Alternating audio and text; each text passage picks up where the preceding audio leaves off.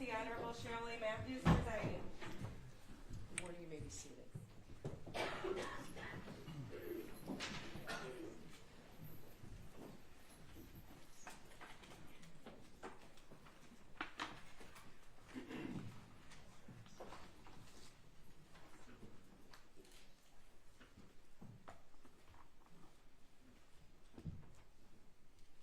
Your Honor, calling People First, Jennifer Crumbley, case number 22279-990 FH.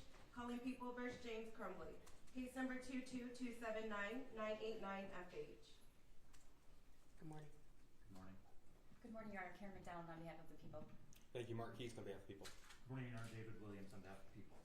Good morning, Your Honor. I'm Shannon Smith on behalf of Jennifer Crumbley, who sits to my right. Good morning, Your Honor. Marielle Lehman on behalf of James Crumbley, who is seated to my left. Good morning.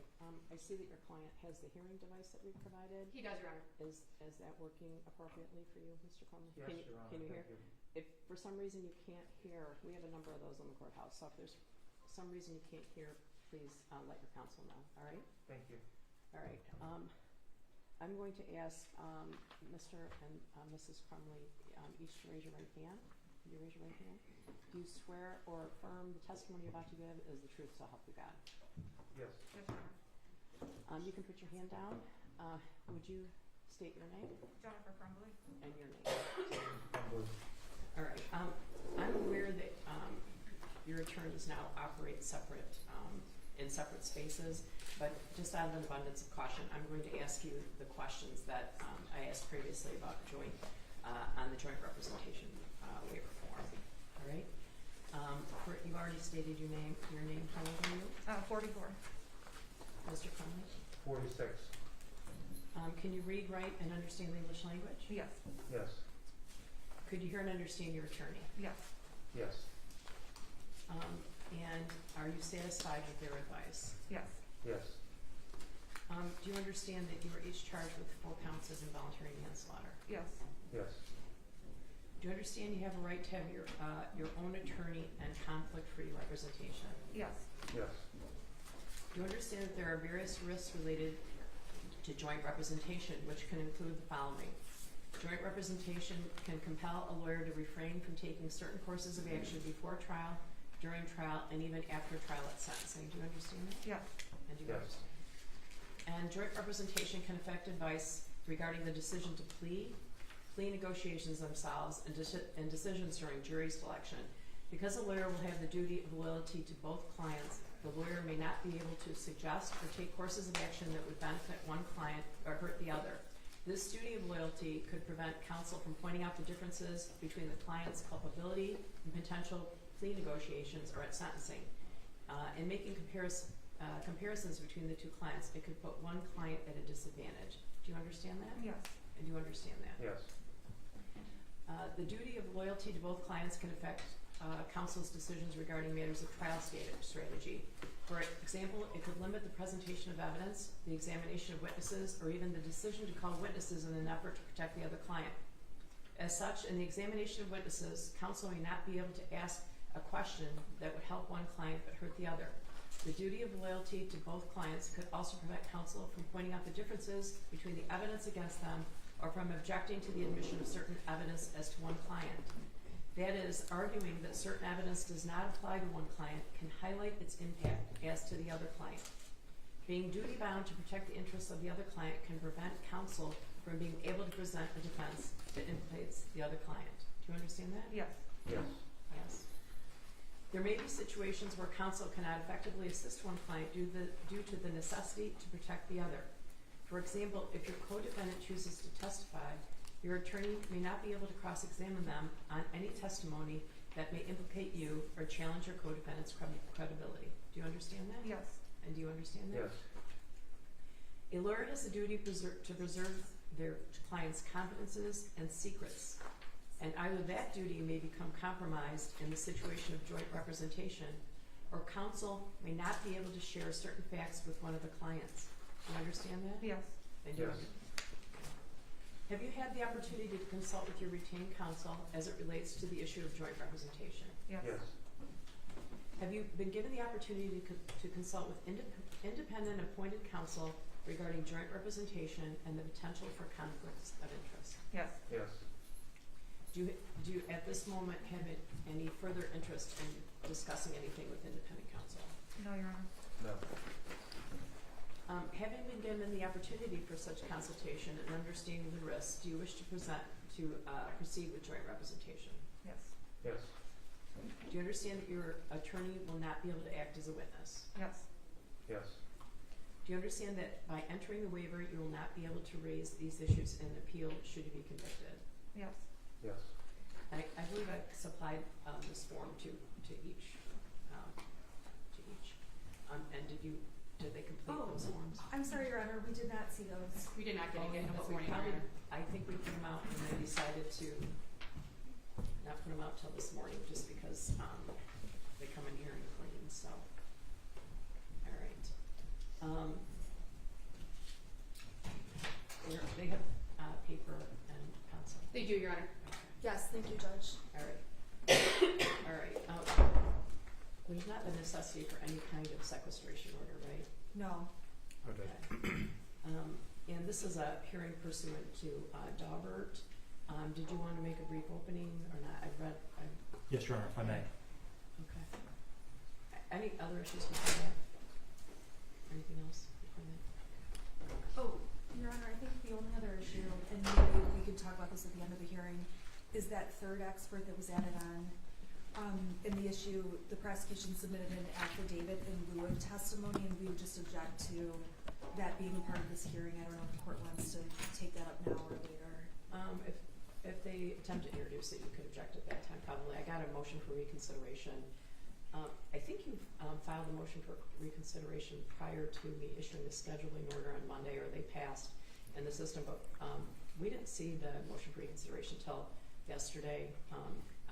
I will probably eventually rule on that. I think this hearing will take care of a lot of the issues that were Thank you, Judge. raised. Thank you, Judge. We're prepared to address that issue at the end of the hearing after the first two witnesses. Judge, there are a total of 7 exhibits. In the exhibit book, they're numbered 1 through 8. There is no 6. My understanding is the defense will stipulate to the admission of 1 through 5, and that they're going to contest 7 and 8, which relate to the third expert. Okay, so there's exhibit 1 through 5, and you stipulate to 1 through 5? Correct, Your Honor. All right, so exhibit 1 is CV of Dr. Peterson, correct?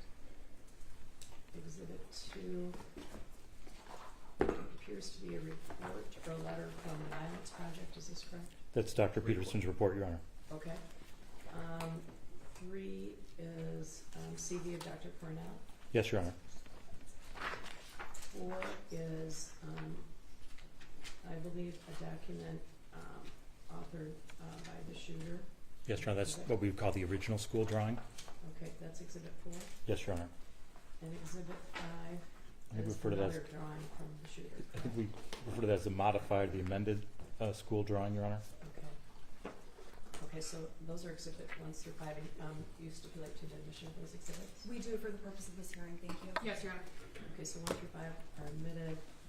7 and 8 yet to be determined, right? Yes, Your Honor. Okay. Go ahead. Good morning, Your Honor. Good morning. School shootings can be prevented. They are utterly preventable. That's a hard thing to hear after children have died. We would much rather believe that there's nothing we could have done. It's a hard thing to hear because it forces us to look at ourselves and the people around us and ask, what could we have done and what should we have done? It's hardest of all on the parents whose children were killed, because if school shootings are preventable, it means their child didn't have to die. And so all of us have told ourselves a story, the story that shooters just snap and that these things can't be prevented. It's easier to believe that, and we've said it for so long we do believe it. But it's not true. Mass shootings are not inevitable. We are not helpless, and we don't have to just live with them. They are preventable. That's what decades of research into hundreds of shootings shows. The jury in this case will have to decide whether the Oxford High School shooting could have been prevented, and ultimately whether these defendants could have prevented it. As long as they hold that myth, that there's nothing we can do and that shooters just snap, the jury can't fairly assess those two questions. They need to know the real facts. They need to hear from experts who have seen this pattern over and over and over again. Judge, this is an emotionally charged case. 4 children died. It's tempting to litigate the question whether these defendants could have prevented this shooting today, to make that part of this hearing. But that's for a jury to decide. That's for another day. The only 2 questions today are whether the expert testimony and data underlying them are sufficiently reliable, and whether that testimony will assist the jury in deciding this case. In their most recent filings, the defense has indicated that they don't intend to argue that the shooter just snapped. That might be a matter of semantics. Whether they use the word snapped or not, the defendants have repeatedly claimed that, quote, the last thing they expected was that a school shooting would take place. This case clearly involves a young man who was not on any person's radar to be a threat to himself or any person. Everyone involved was shocked and surprised, including Mr. and Mrs. Crumbley. No one expected that the shooter could or would be homicidal, and it goes on and on. Those are all just different ways of saying that the shooter just snapped and that no one, including them, could have prevented this. But ultimately, it doesn't matter whether the defense argues that or not, because it's a common misconception and jurors believe it. A second ago, I said that the jury needs to hear this evidence, and I do believe that. But that's not the standard. It's not whether they need to hear that evidence, but whether the jury ought to hear it, whether they deserve to hear it, and then make their own judgment. Your Honor, after you've heard our experts testify today, I don't think you'll have any doubt whatsoever that these opinions and the data underlying them are completely reliable and well-founded, and I hope and will ask you to conclude that the jury deserves to hear them. Thank you. Would the defense like to make an opening? Very brief, Your Honor. Sure.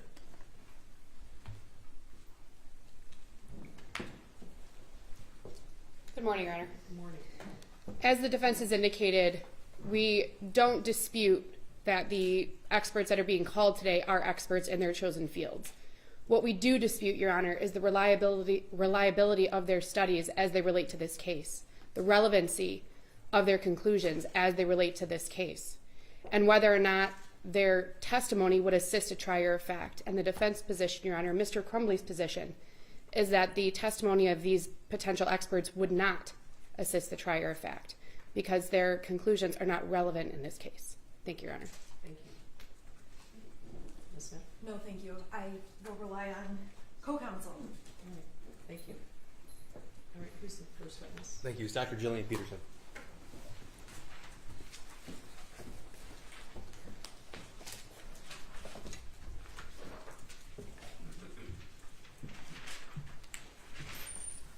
Could you raise your right hand? Do you swear or affirm the testimony about to give is the truth, so help you God? All right. You may be seated. And then would you state your name for the record and spell your first and last name? Yes, it's Jillian Peterson, Jillian Peterson. All right. Go ahead, Mr. Peterson. Thank you, Judge. Good morning. Now, I just want to ask, before we get into your report and your CV, how long have you been an academic researcher? Since I started graduate school back in 2009. Okay. And how long have you researched specific to mass shootings? About 5 years. Now, I'm going to ask you just to keep your voice nice and loud for us, okay? Okay. Now, what has the research shown? In studying mass shooters, we've found that there is a consistent pathway up to a mass shooting, that mass shooters have a slow build towards violence over time. They don't just snap, and they give off lots of warning signs along that pathway. Now, Dr. Peterson, do you testify often? I've never testified before, no. Okay. In fact, you're a professional researcher, is that correct? That's correct. You're a professor? Yes. Okay, please tell the court what you do. I am a professor of criminology and criminal justice at Hamline University, and I also am co-president of a nonprofit called the Violence Project. Now, we'll get into the Violence Project in detail in a few minutes, but I want to ask you a few more questions about your background. Sure. Where were you educated? I did my undergraduate degree in sociology at Grinnell College in Iowa, and I got my PhD at the University of California, Irvine. Okay. Did you have any specializations in your PhD program? Yes, my PhD is in psychology and social behavior with an emphasis in psychology and law and psychopathology. And how long have you been at Hamline University? Since 2015. What roles have you held there? I started as an assistant professor of criminology and then moved to an associate professor of criminology, and I'm also the director of the forensic psychology program there. Can you tell the court, please, what brought you to Hamlin to begin with?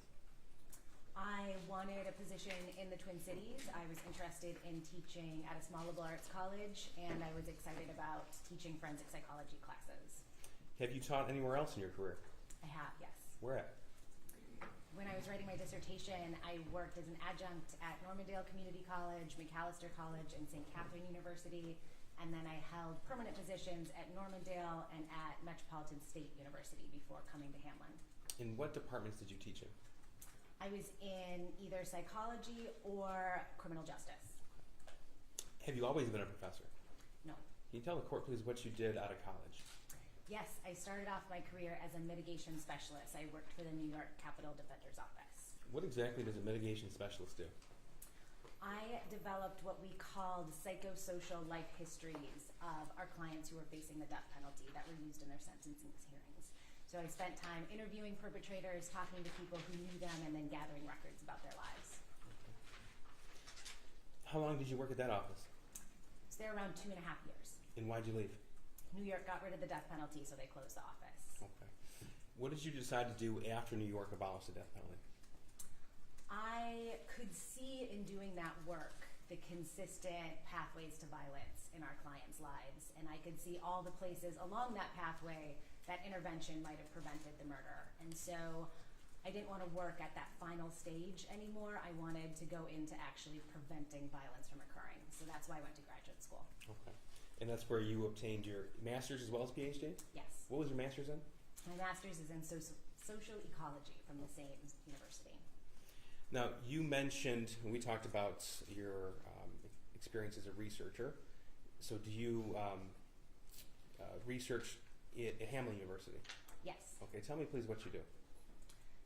At Hamlin University, my research is largely focused on mass shootings. Okay. And have you been involved in scholarly research at other universities? I have, yes. Prior to my focus on mass shootings, my research was really focused on the complicated relationship between mental illness and crime and violence. Okay.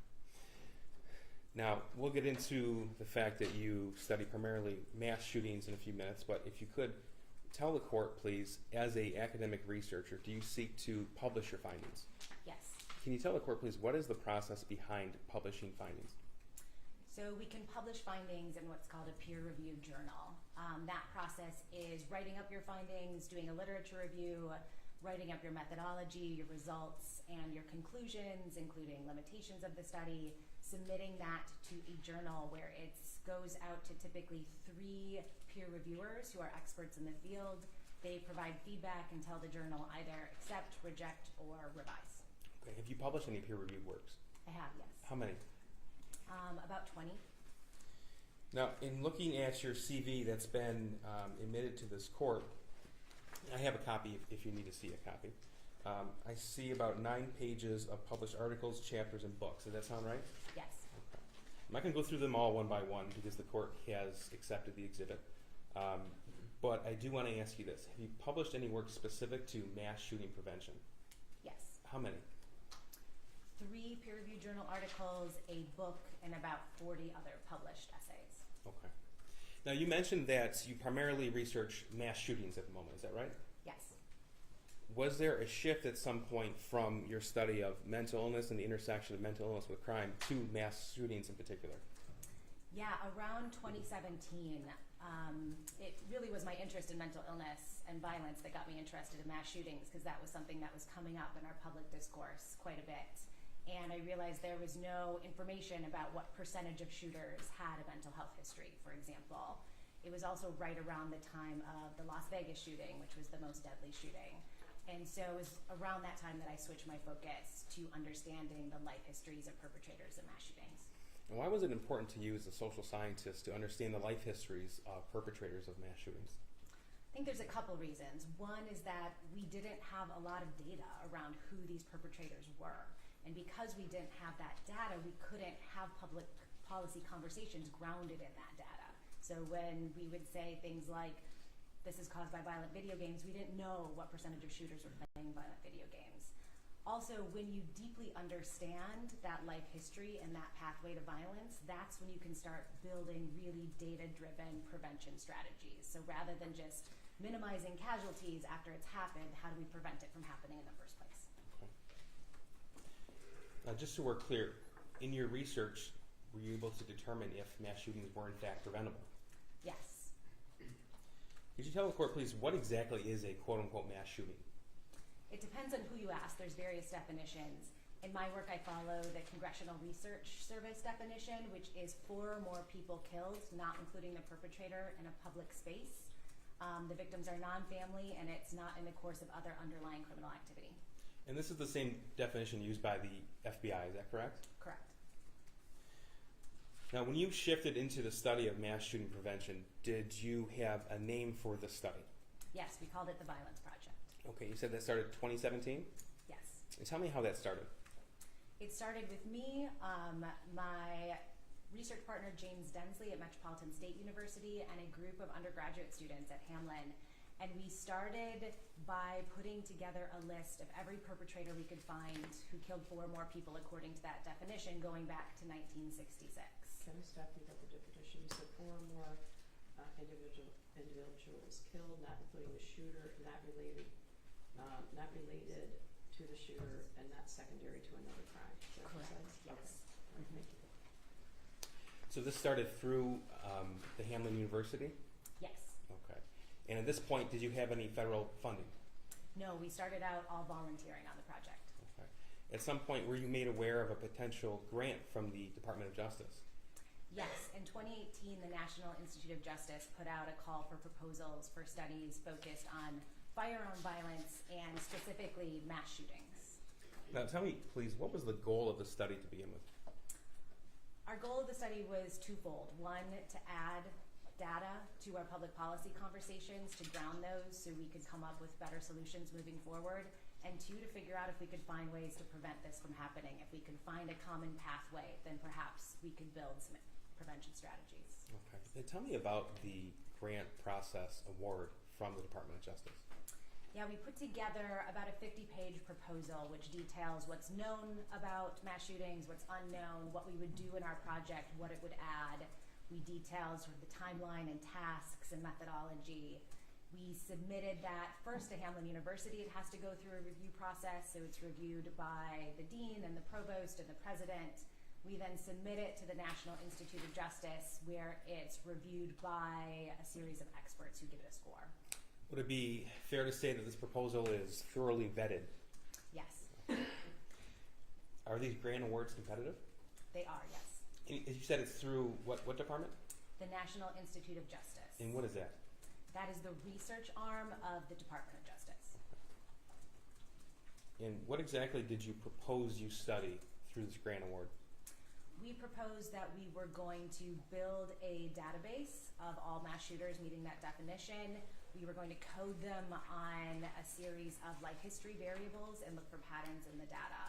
We also said we were going to conduct interviews with perpetrators, with people who knew perpetrators, parents, siblings, old social workers, also victims, survivors, and experts in the field. And then we were going to disseminate the results and make sure that the results were accessible to the public. Okay. And we'll go through all those steps. I just want to ask you before we get too far down, how far back did the study propose to go? We started with the year 1966. And why 1966? We started with the Texas bell tower shooting, which is kind of commonly regarded as the first public mass shooting. There was mass shootings before then, but that was the first one that was live streamed on television, so people watched it. So if I'm understanding you correctly, your proposed sample size was every single mass shooting that fits the FBI's definition and the Congressional Research definition from 1966 on? Correct, yes. And when the federal government sanctions an award for a research study, is there certain oversight that goes with it? There is, yes. Can you tell the court about that, please? Yes, we first had to go through an institutional review board to get ethical clearance to do the study. We had to submit progress reports to the National Institute of Justice every 6 months, and then we had to submit a larger report when the study was finished, including all of our data. Did the National Institute of Justice sanction your research and your findings every step along the way? Yes. Okay. And how long was the grant award for? It was 3 years. And at the end of the 3 years, what happened? At the end of the 3 years, we submitted our final report with all of our findings, and the National Institute of Justice accepted that and actually chose to write their own article about the project, including their own press release. Now, you mentioned the methodology behind the Violence Project. If you could go through those step by step. I think you said step one was to identify the mass shootings. Yes. Tell me what that process entailed. We used publicly available records. We used previous databases and lists of mass shootings and gathered every perpetrator we could find who met our definition. Okay. And how long did that process take? A few months at the beginning. Once you identified the sample size and you identified all of the mass shootings, first of all, tell the court, please, how many were there that you studied? 185 mass shooters of 181 shootings. Now, was that the number you knew of in 2017 or the number you know of now? That's now. Okay, so the Violence Project, is it fair to say it continues in its research even after the grant award had its completion? Yes, we've been continuing to update the database every 6 months or so. Okay, I'm sorry, can you tell me? Say 185 mass shooters and 181 mass shootings. Yes, so 4 shootings had more than one perpetrator. Okay. Thank you, Judge. So step 2 was building the database, is that right? Correct. Now, what does that entail? So we started off by making a list of every variable we wanted to code, so every piece of information. We looked at previous literature, we looked at public policy conversations, we looked at known risk factors for violence and for self-harm. So everything from basic demographic variables, early childhood, history of crime and violence, mental health history, anything that we could think of, we put as a variable. So it started out about 50 variables. Once we got the funding, we expanded to 150 variables. It's now 188 variables. Why do the variables expand? Partially because we discovered new things in the course of our coding. Also, as we have made the data public, researchers and scholars make suggestions to us for additional variables we could add, and we take those into account. Now, you mentioned that making your findings public was an important part of the Violence Project. It was. Why? Yes. This was meant to be a public criminology project, so this was not something that we wanted to publish in a journal article and lock behind a paywall. We wanted this to be used. We wanted this data to be accessible to policymakers, to journalists, to concerned citizens, something that we could really use when we're talking about this issue that could help us move forward. Okay. Now, I imagine that it wasn't just identifying the shootings and the shooters, making a database, and then publishing. There was analysis as well, is that right? That's correct. And what was the analysis looking for? Well, initially, to fill in the database, we started by assigning every shooter to 2 separate coders who were highly trained. So each perpetrator was coded twice. We then reconciled those, and any differences, either I or Dr. James Densley would reconcile using the information available. We then had a coder check it the 3rd time, and then we had a database manager go through every cell a 4th time before it was made public. Okay. Then to look for patterns in the data, we used statistical analysis to see what variables came up most frequently. Okay. Now, you mentioned that it wasn't just looking at information available, but it was also conducting your own investigation. Correct. Okay. Tell me about that, please. So this is what's called a mixed method study. We had the quantitative component, which is gathering publicly available information, turning that into numeric codes that you can run analysis on. We also had a qualitative component, which was gathering kind of the deeper stories behind this, case studies, if you will. So we wrote to every living perpetrator of a mass shooting that we could identify in prison. 7 of them agreed to be interviewed. We were able to interview 5. We also interviewed about 50 other people, parents, siblings, old social workers, old teachers, who could tell us about the psychosocial life history of the perpetrator. How many were living that you attempted to interview? Most perpetrators die in the course of their shooting. So of the 185, we were able to send letters to 30. Okay. I'm sorry, how many were 100 were alive and you sent letters to 30? We sent everybody alive, so 30 were alive. Okay. And the rest were either died by suicide or by gunfire with the police? Correct. Now, what did you do with these first-person accounts, with the interviews that you did? Well, first of all, let me ask you this. Aside from just writing to the perpetrators of mass shootings to interview those individuals, what else did you do? We interviewed anybody who we could find who had known a perpetrator. We also interviewed victims and survivors and also first responders. Okay. And what was the intent of doing this extra investigatory step? The goal of a mixed method study is to have the quantitative statistical data, but to also have these sort of personal narratives that help bring the data alive, help you have ideas for what patterns to look for. In this case, it also helped us verify that data we were getting from publicly available information, so we could look at, do these first-person accounts match up with the data in our database? And what did you discover? We discovered that it did match up. Now, this doesn't seem unlike the work you did with the New York Defender's Office, is that right? It's similar in the sense of building these psychosocial life histories, yes. So that's step 1 and step 2, and now step 3, we'll get back to the patterns, but step 3 would be to make the information public. Yes, so we built a website where we put some of the main findings on the website, and then we made the full database fully downloadable for free. Okay. And has anyone downloaded it? Yes. How many, if you know? The last I checked, it was about 3,000 downloads. Okay. Did you make your research and your findings available for other researchers in the field of mass violence prevention and threat assessment? Yes. To your knowledge, has anyone cited to that in support of their own studies?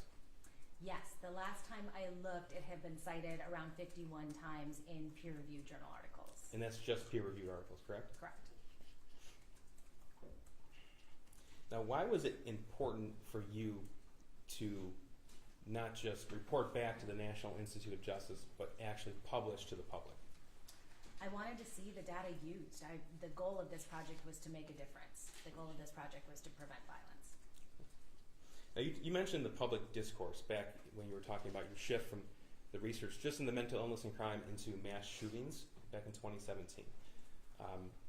Did you note something about the public discourse that caused you to want to build life histories and to examine life histories? I just noticed the lack of data, that we were really operating on a lot of assumptions, on a lot of fear, or on single case studies. What sort of assumptions? Assumptions around things like the perpetrator just snaps, or a psychotic episode causes violence, when we really didn't have any evidence that that was true. Okay, so when you went into this, there was no database to show if that was true or not true. Would that be right? There was databases that counted mass shootings, that had basic demographic information, but none that did this deeper dive into the psychosocial life histories. And as you mentioned earlier, you did find that a mass shooter has a slow build-up to the final event. Is that right? Correct. Now, you mentioned the National Institute of Justice. They also published the findings and made it public. They did. Okay. And in fact, you authored a book on the subject? I did. And what's the book called? It's called The Violence Project. Did you seek to publish that in an academic press or other means?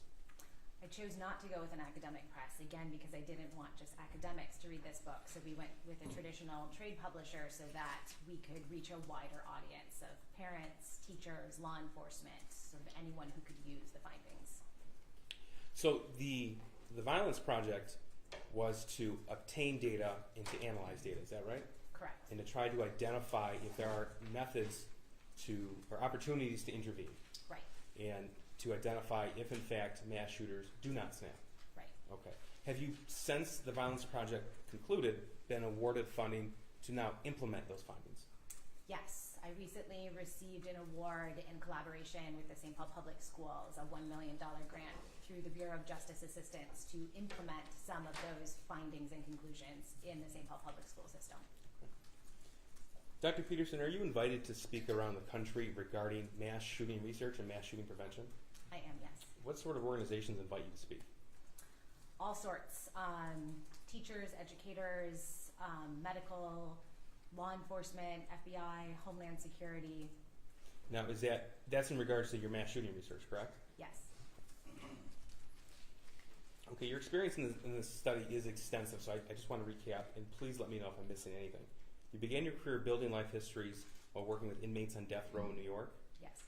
You obtained your PhD, then started in research. Yes. Around 2017, your research focused on mass shooting prevention. Yes. You've published multiple works on the subject, is that right? Yes. You've been awarded 2 competitive grants, one to build a database, another to implement the findings. Yes. You've written a book on the subject, Yes. and you are invited to speak around the country to law enforcement and other organizations to discuss how to prevent mass shootings. Yes. Okay. Now, earlier you mentioned that you were looking for patterns when you conducted analysis of the data. Correct. Okay. Yes. Through it all, the Violence Project, when the Violence Project concluded up to this day, tell the court what you've discovered. Sure. We discovered a consistent pathway that often started with early childhood trauma that included things like physical or sexual abuse, a chaotic household, neglect. There was a slow build over time up to what we call a crisis point. That crisis point is often a suicidal crisis where the perpetrator is hopeless and isolated and no longer cares if they live or die. During that crisis point, their behavior is changing, so they're acting differently, and people around them are noticing that they're acting differently. During that period, they're often studying other perpetrators. We call this social proof. So they look for models of behavior. Oftentimes, they identify with previous shooters and see themselves in those previous shooters. During this period of time, they also often leak their plans. So leakage refers to any communication of an intent to do harm. So they are having indicators of violence and showing those to people. And then finally, they have access to the guns that they need to do the shooting and to the location which it represents their grievance with the world. Okay. Now, these findings, these patterns, is this what you've termed the pathway to violence? Yes, Okay. Did you see some of the same steps of pathway to violence in this particular case? I did. Okay. Before we get into that, every life history is unique, right? Yes. Okay. So when you talk about childhood trauma, you're not here to suggest that every kid who had it rough is going to turn into a mass shooter. Absolutely not. Okay. In fact, you aren't here to testify regarding prediction at all. Is that right? Right. And I want to make clear that there is a difference between prediction and prevention. Correct. Can you tell me, please, what that means? Yes, we can't predict who is going to become a mass shooter using the variables that we've studied. What we can do is identify patterns in the data that allow us to design prevention. So if someone has experienced childhood trauma, they could turn out just fine. They could have a variety of different sort of maladaptive outcomes. But if you intervene there, you're preventing all of those things. So if there's a pattern for these mass shooting events, that means there's opportunity to stop. Yes. Do you follow other research in this area as well? Yes. Now, you mentioned the process behind a peer-reviewed journal. Are you asked to review other researchers for their own peer review? Yes, quite often. Okay, so you are recognized as an expert in this field. Yes. And do you collaborate with other researchers in this field? I do, yes. And do you keep abreast of other violence prevention programs? Yes. Now, to your knowledge, has any other person who studies mass shootings ever come to a different conclusion than there is a consistent pathway to violence? Not to my knowledge, no. Has anyone ever come to a conclusion other than mass shootings are preventable? No. Has anyone ever come to a conclusion that mass shooters don't snap? No. Now, this holds true for the law enforcement agencies that conduct research as well as academic researchers, is that right? Correct. Now, you have authored a report in this case. Yes. May I approach witness? Sure. This has been admitted as People's 2.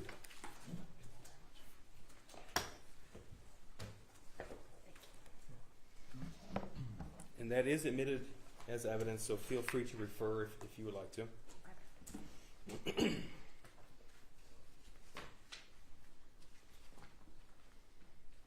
Now, I'd like just to refer you to the first line here. Can you just read the first line for the court? Sure. It says, there is a common misconception by the general public that mass shooters are evil monsters who simply snap and commit a shooting one day. However, research has consistently demonstrated that there is a common pathway to violence for mass shooters. Now, this is, as you testified, you're familiar with the FBI's research. Yes. And in fact, have you read the 2018 study by the FBI in pre-attack behavior? Yes. And in their own introductory paragraph, they found the same conclusion. Would that be right? Yes. You didn't coin the term pathway to violence. I didn't, no. Okay. do other researchers use that term as well? Yes. Do they use it in the same way you do, slightly different? And tell us how so. Slightly different. So the term was originally coined by two researchers, Weston and Calhoun, back in 2003. Our pathway to violence starts earlier, essentially. So we were interested in childhood and adolescence and that slow build. That other pathway to violence starts at the grievance point, so closer to the mass shooting, but they're very consistent. Okay. Now, your research starts earlier because you endeavor to study life histories. Would that be right? Yes. Okay. Now, is it fair to say in building this database and examining the variables, coding the variables, you've sought every piece of information possible? Yes.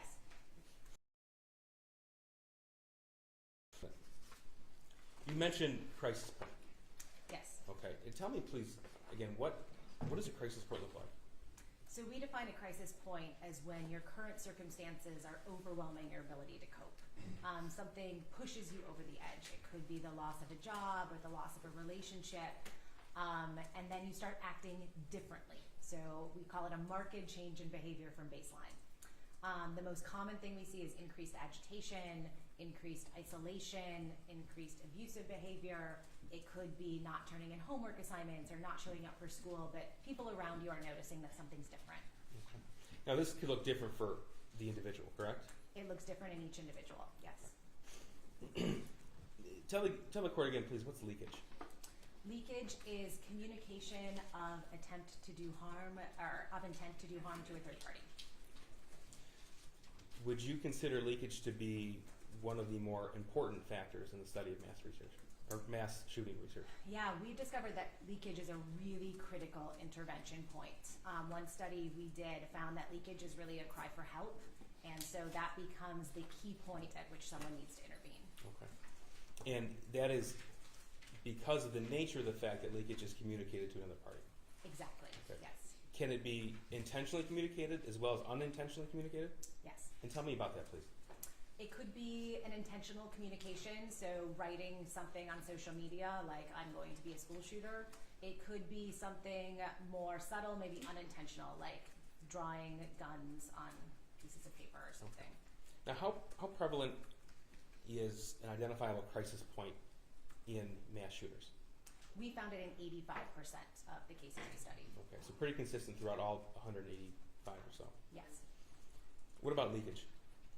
So we found leakage, if you look at the whole sample, which includes workplace shooters, restaurant shooters, retail shooters, we see it in about 50% of cases. If we isolate just the K through 12 school mass shooters, we see it 93% of the time. Okay. Did you see evidence of a crisis point in this case? Yes. Tell me, please. In the evidence I reviewed, I saw two different crisis points. One around March, when the perpetrator was talking about potential hallucinations, delusions, needing mental health care, even thinking about calling 911 on himself in order to get mental health care. And then a second crisis point in the month before the shooting when his behavior was changing, his best friend had been sent away, I believe his dog had died, he was acting differently during that period as well. Okay. And you reviewed some of the evidence in this case as well, right? I did. Okay. And did you review the journal? I did. And did that have evidence of crisis point as well? Yes, there was a lot in that journal that indicated that he was in a crisis. Now, you mentioned that mass shooters often are suicidal. Yes. Okay. Now, when you say that, does that mean that every shooter intends to kill himself or herself? So mass shootings are what is called a performance crime. So the shooting is meant to be watched. It's meant to be witnessed by the world. It's a way to get your anger and grievance into the headlines. It's a way to get your name into the history books. It's a way to be seen. And so in order to do that, you have to either be killed or be caught. So mass shooters don't have an escape plan. They go in knowing that this is their final act. So in many cases, they go in planning to die in the shooting. In some rare cases, they go in planning to spend the rest of their lives in prison. Okay. And did you see evidence of that in this case? Yes. And what was that? The perpetrator indicated that he planned to spend the rest of his life in prison for this. And what about the concept of social proof? Can you talk to me a little bit more about that, please? Yeah, social proof is studying previous perpetrators, getting radicalized in online groups or on message boards, kind of identifying and seeing yourself in those other previous perpetrators. And that was also found in this case, am I correct? Yes. Now let's talk about leakage. You mentioned it was critically important. And Yes. you had, like I said, you had the opportunity to review some of the evidence in this case. I did. I would like to refer you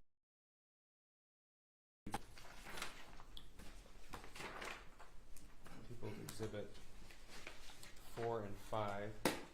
Both have been admitted. May we approach, Judge? Sure.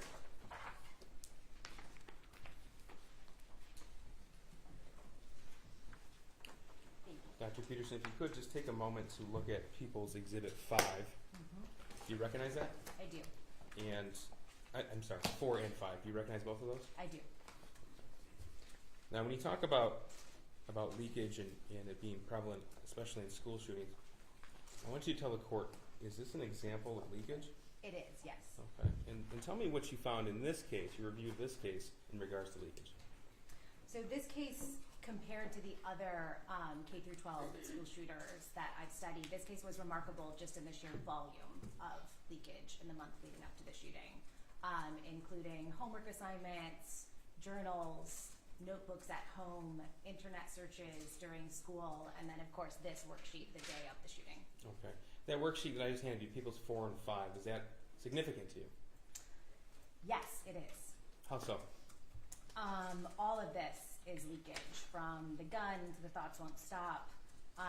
In our research, we typically have to infer that leakage is a cry for help, and in here it literally says, "Help me."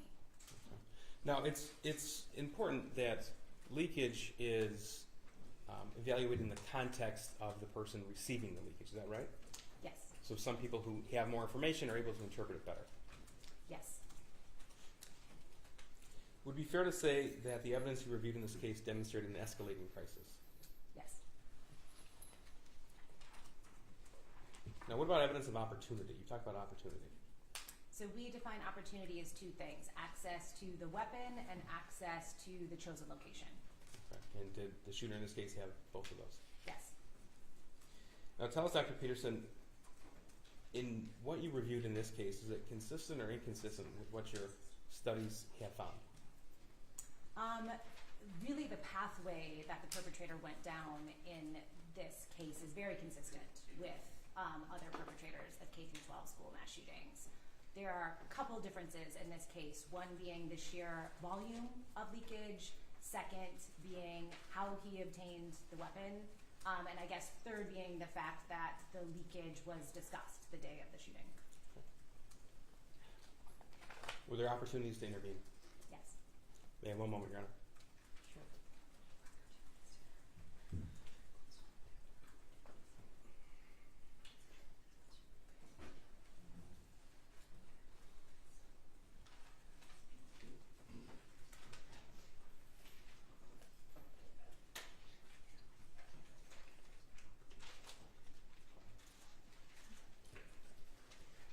Thank you, Judge. Nothing further. Your Honor, can we just have a 2-minute break, please? Okay. We could even leave them at the table, the first clients at the table. Okay.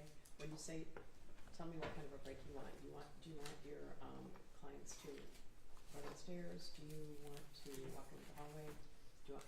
No, myself and co-counsel need to walk into the hallway, walk into the bathroom, and then walk right back here. Okay. So our clients can stay here, if Okay. that's okay. Okay. Is that all right? Yeah, go ahead. Thank you, Your Honor.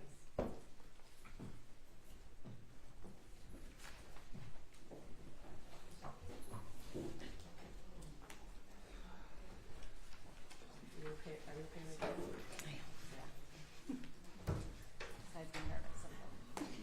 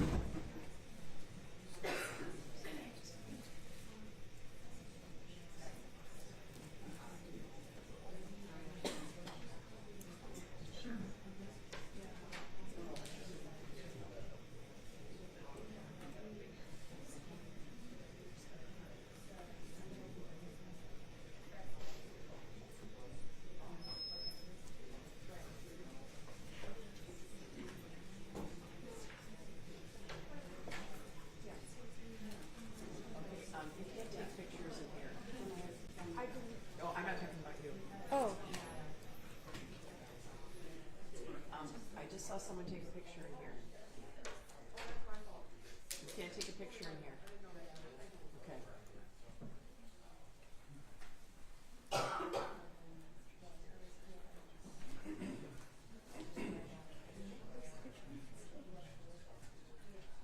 If someone takes a video or a picture in here, I'm going to confiscate your phone.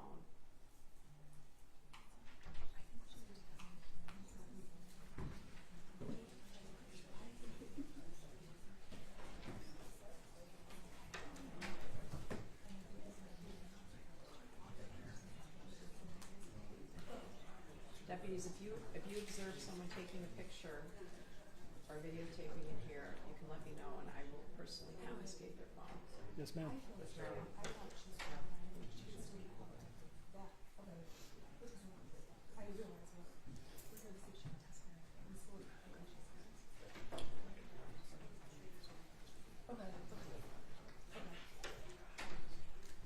You can let me know when you're ready.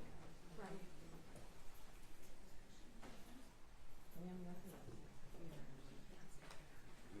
Maybe just need a minute, Jack.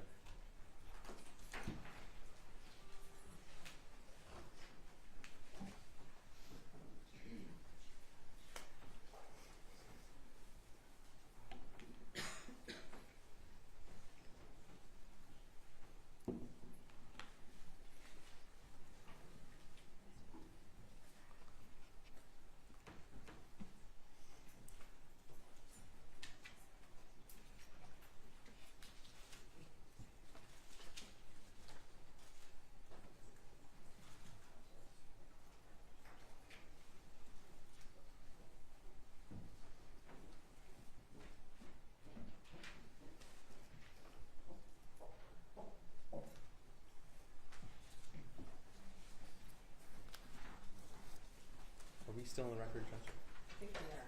You're still on the record, yeah. Just before cross begins, I know counsel mentioned in the opening, but just so the record is clear, that this witness is stipulated to be an expert in the field of mass shootings. That's correct. All right, I just want to repeat something I said earlier. Allowing cell phones into the courtroom is fairly new and frankly a little bit controversial.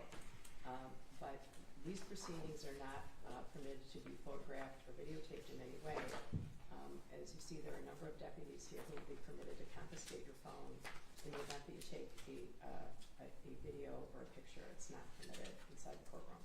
All right? I know probably you don't know that, but it's not permitted. All right? Okay, thank you. Ross? Thank you. Good morning, Dr. Peterson. Good morning. My name is Shannon Smith. I represent Jennifer Crumbley. Today when I'm asking questions, if anything's confusing, please stop me, let me know. If I confuse you with a question, I'd rather clear it up and have you guess, okay? Sounds good. Thank you. Okay, so I'm gonna jump right into, my understanding is that there are two main areas you would testify to in this case. One being the issue that shooters don't just snap, and the second being that school shootings can be preventable. Is that correct? I'm not sure. I could testify more than that. Okay. I'm gonna start with talking about school shooters snapping first with respect to this instant case. In this case, you reviewed a number of materials dating back through 2021, authored by and written by Ethan Crumbley, correct? Correct. So you saw journal entries he wrote, text messages he sent, internet searches he did, all kinds of things along those lines. Is that correct? Yes. Okay. And it would be fair to say that anyone who sees all the evidence, all the things he was doing, it's very clear he was planning this, contemplating it, thinking about it. This was something Ethan thought about, correct? It's clear that there was an escalation up to the shooting, yes. Okay, and it's not something, I mean, it's not even a question. He's specific about it being a school shooting he wants to commit, correct? Yes. he's specific about even some of the targets that who he would want to shoot first to get the most attention. Yes. He's specific about wanting to spend the rest of his life in prison. Yes. Okay, so all of the things that with Ethan, it's very. Have we agreed to call him the shooter? Oh, I'm sorry. Thank you, Judge. I'm sorry. Thank you. It's easy to, it's, there's no question the shooter planned the shooting and did things to accomplish that plan, correct? Correct. Okay. Now, the second area, at least, that the defense understands the prosecution intends to elicit testimony about is the preventability, I don't know if that's a word, of mass shootings or of school shootings. And your testimony was that school shootings are preventable. Yes. Is it your position that all school shootings are preventable? Yes. Okay. Is it your position that all school shootings are preventable if leakage and risk factors are identified and there's some kind of interception? Is that my understanding of what you're saying makes it preventable? So prevention could happen at any point along that pathway to violence, yes. Okay. And you're on Twitter, is that correct? Yes. Okay, and back in May, you tweeted that 2/3 of school shootings are preventable. Do you recall tweeting that? No. May I approach the witness, Your Honor, and I'll show. If you were shown a copy of your tweet, would it possibly refresh your recollection? Yes. Okay.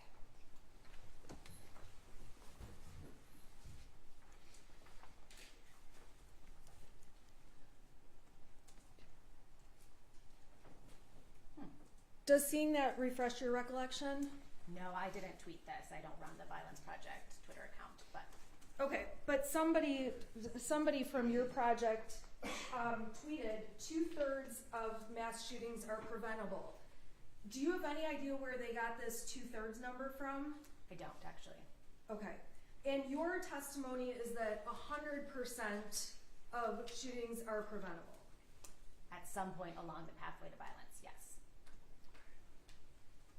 Just so we're clear, council's referring to school shootings, is that right? Yes.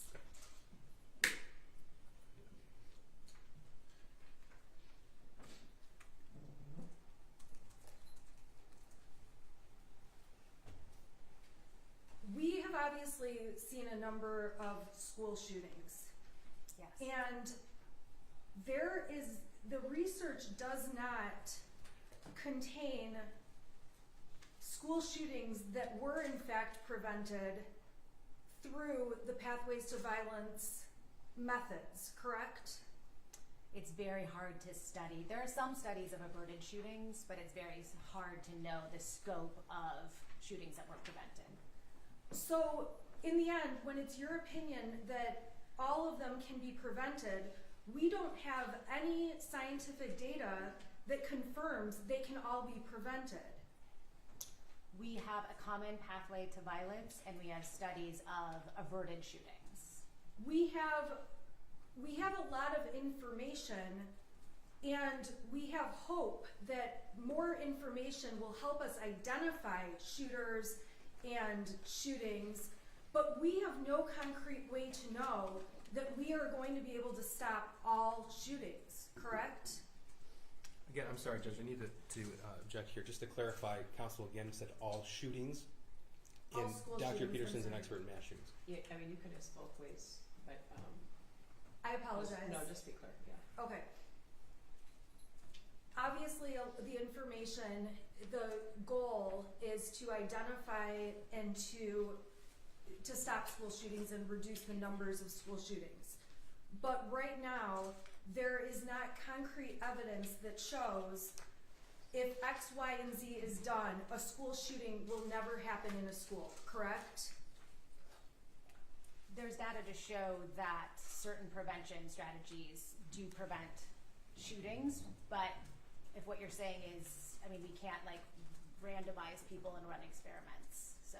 Right. I guess my point is that we have a ways to go on research and getting more information, collecting more data, and finding ways that we can intercept and stop shootings. I would say the information we have is pretty good at this point. We just need to get it out there. Okay. And when you're talking about getting the information out there, much of what you work on is getting this information into the hands of school officials, school administration, and people who work with students. Is that correct? Yes. Okay. The bulk of your the work you do is to help schools find ways to recognize leakage, to address a student's mental health needs or maybe just needs or whatever it's going to take, and to help schools stop the shooting from taking place. Schools and other practitioner groups, yes. You do not do trainings that are where parents, solely for parents, to come and learn about leakage and learn about how to stop school shootings, correct? I have done trainings just for parents, yes. Okay, but the bulk of your work is on schools and school employees. Is that fair to say? No. Okay, what is the bulk of your work then? The bulk of the training that I do, different practitioner groups, law enforcement, reporters. I do a lot of work with schools, but I wouldn't say it's the bulk, no. Okay, so law enforcement, reporters, some of the parents can be a part of it. You're trying to target the classes of people that would have the contact with children to be able to make a difference. Is that fair to say? Yes, anyone who has regular contact with young people. Okay, and you did a study,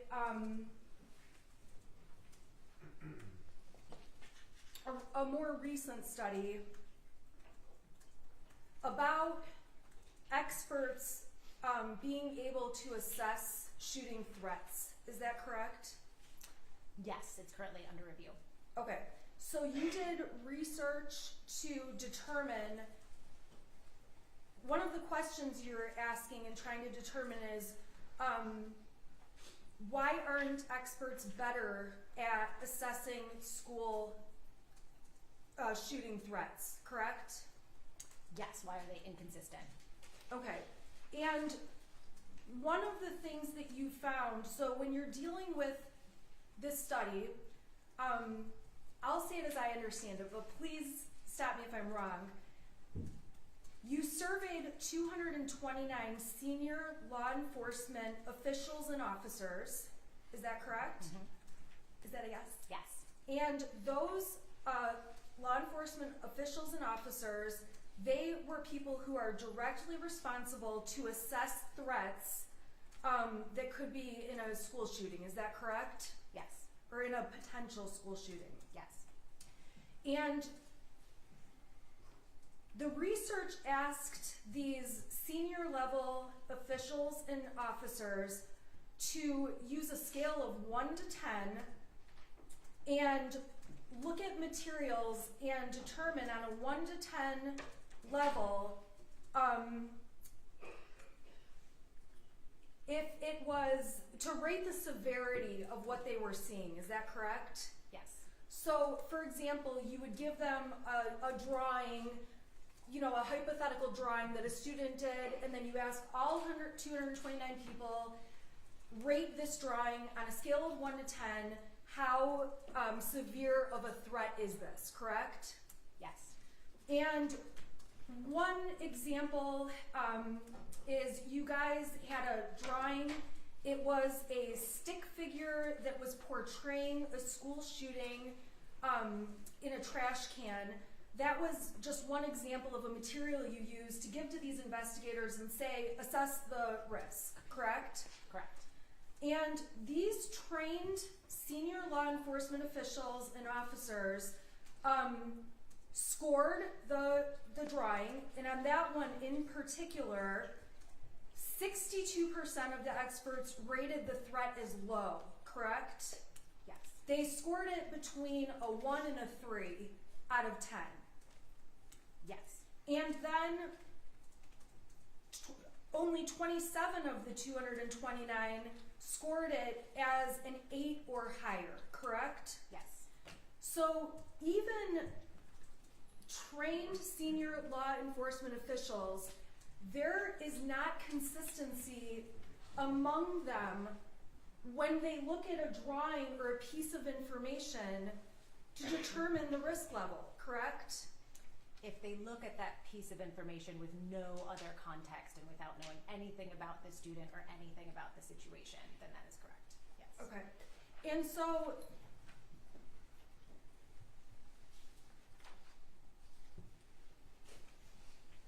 there's also questions that need to be researched about how to weigh the severity of threats made on social media. That's something else to be considered, correct? Yes. And this study that you did shows that it highlights the dire need that we need to keep studying this and we need to come up with some guidelines, right? Yes. And that's a work in progress through today and into the future, correct? Yes. There was also another example in the study where there were photographs of classmates and it looked like there was either a gun or a heart emoji posted on Snapchat with the student's face, correct? Yes. And on that one, 45% of the experts assessed that to be a low threat between a 1 and a 3, correct? Yes. And only 15 of the 229 rated it an 8 or higher. Yes. Okay, so again, there is not consistency even among highly trained, experienced officers on the risk level when it comes to looking at a piece of information. Inconsistency on the risk level, but there was a lot more consistency in how they would respond and investigate. Okay, and one of the benefits we have after, I guess a benefit, after a school shooting has taken place is the ability to look backwards at what could have been done, what should have been done, what wasn't done, correct? It's true. And unfortunately, there's no way to predict these things in advance. And let me be more specific. You don't have a checklist of the criteria of what makes a school shooter, correct? Correct.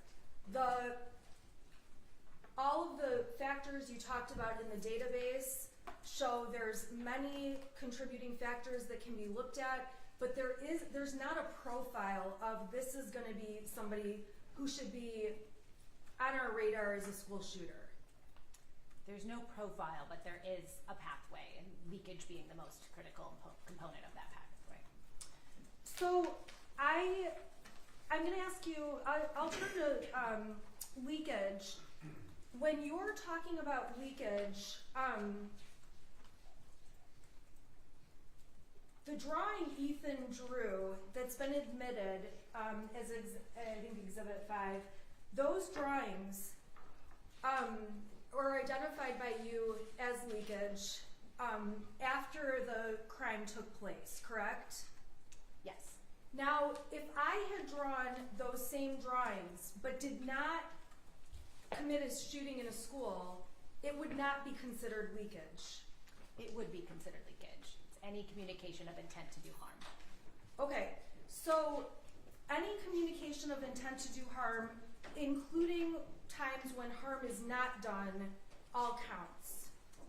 Correct. That type of drawing would be something you would want to investigate and intervene with, regardless of what the intended outcome was going to be.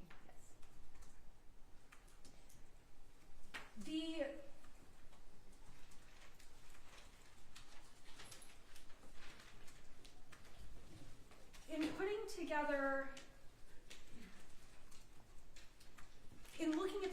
leakage though, part of your definition is that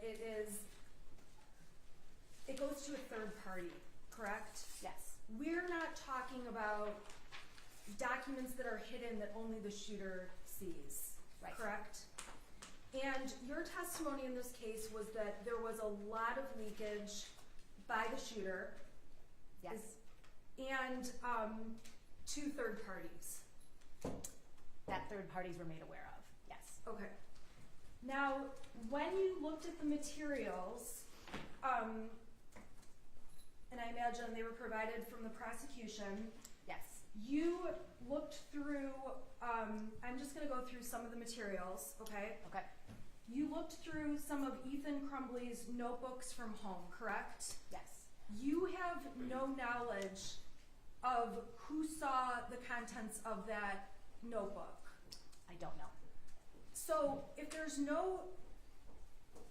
we don't know who saw it, we don't know there was a third party, do you still consider it leakage? Depends on where the notebook was left in the home. Okay, so the notebooks from home, you have nothing to show that mom or dad saw those notebooks or wrote anything in those notebooks to Ethan about what he wrote, correct? No. There was a journal that Ethan wrote in, it looks like November of 2021. You have no information, and you said that was leakage, correct?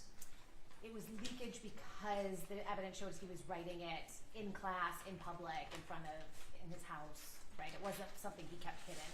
You have no information though showing that that leakage was seen by Jennifer or James Crumbley, correct? I don't. There were a number of text messages that you saw between the shooter and a friend of his who's also a minor, so I'm not going to say his name. And certainly in those text messages, there was leakage where the shooter wrote out some of his plans, correct? Yes. And you have no evidence to show that James or Jennifer Crumbley ever saw those text messages, correct? I don't know. And when the shooter in this case says things to a third party, so for example to his friend, saying, I asked my mom and dad about blah, blah, blah, going to a doctor, whatever, you don't know if that's a true statement that really happened, or if that's just something the shooter is saying to his friend on a text. I only have the materials I reviewed.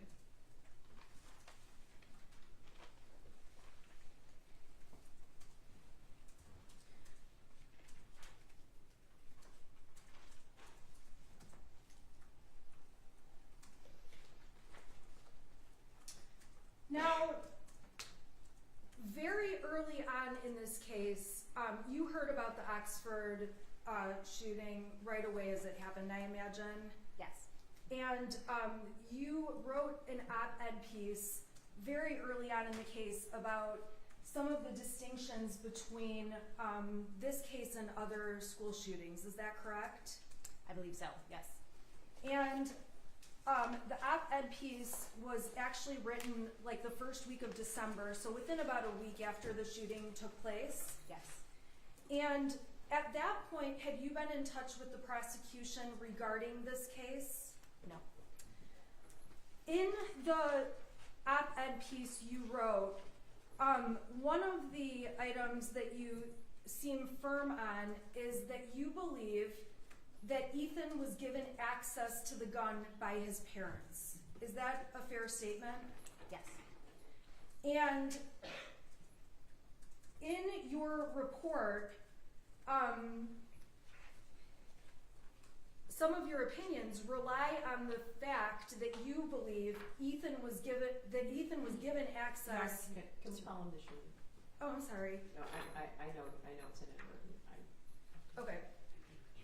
That the shooter was given access to the gun by his parents.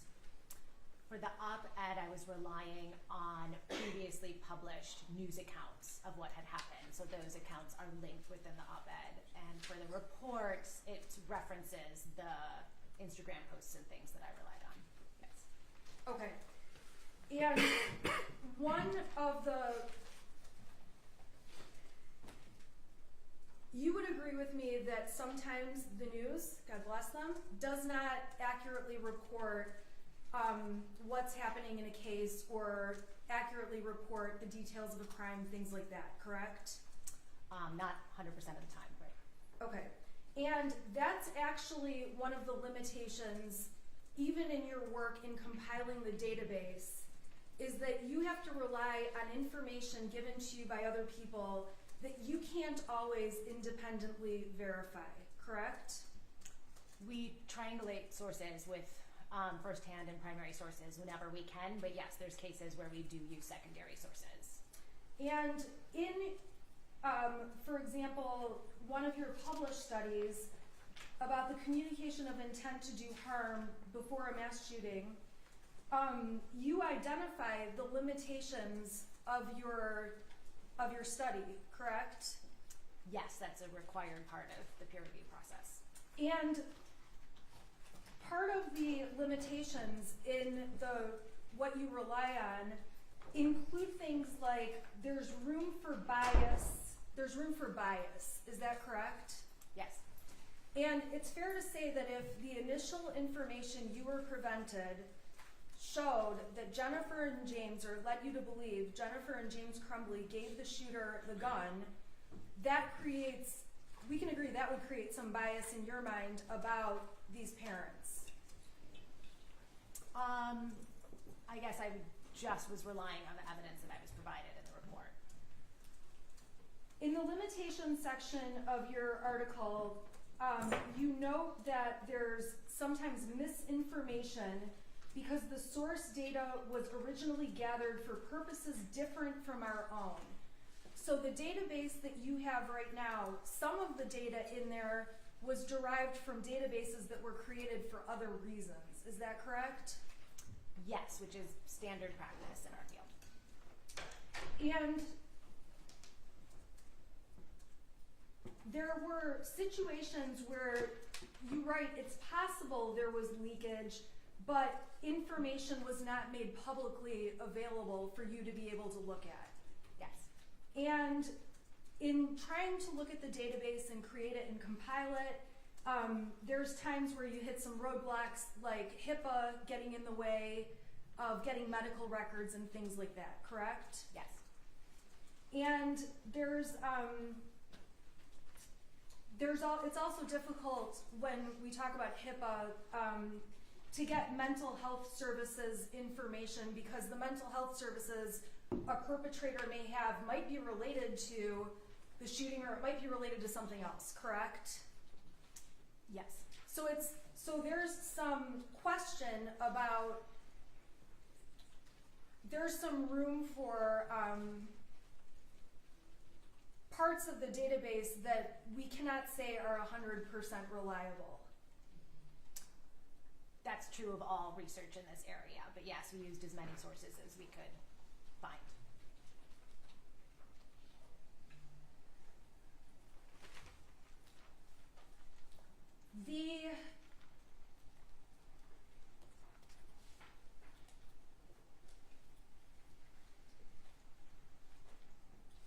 In your book,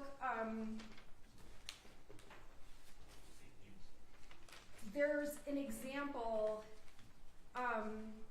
about a kid who got a pie from someone. Do you know what I'm talking about? Yeah. Okay. So my understanding is there was someone who was planning to commit a mass shooting. Is that correct? Yes. And they had a friend who was making a pie for them. Yes. And they claimed that because somebody cared about them and was making the pie for them, that stopped them from committing the shooting, correct?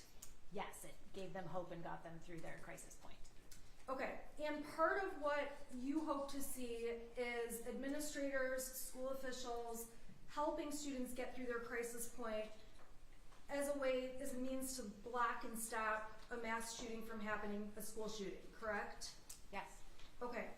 When it comes to the example with the pie, we don't have any independent facts showing that this person had the plans and the gun and the materials and all of the things to truly commit the shooting, correct?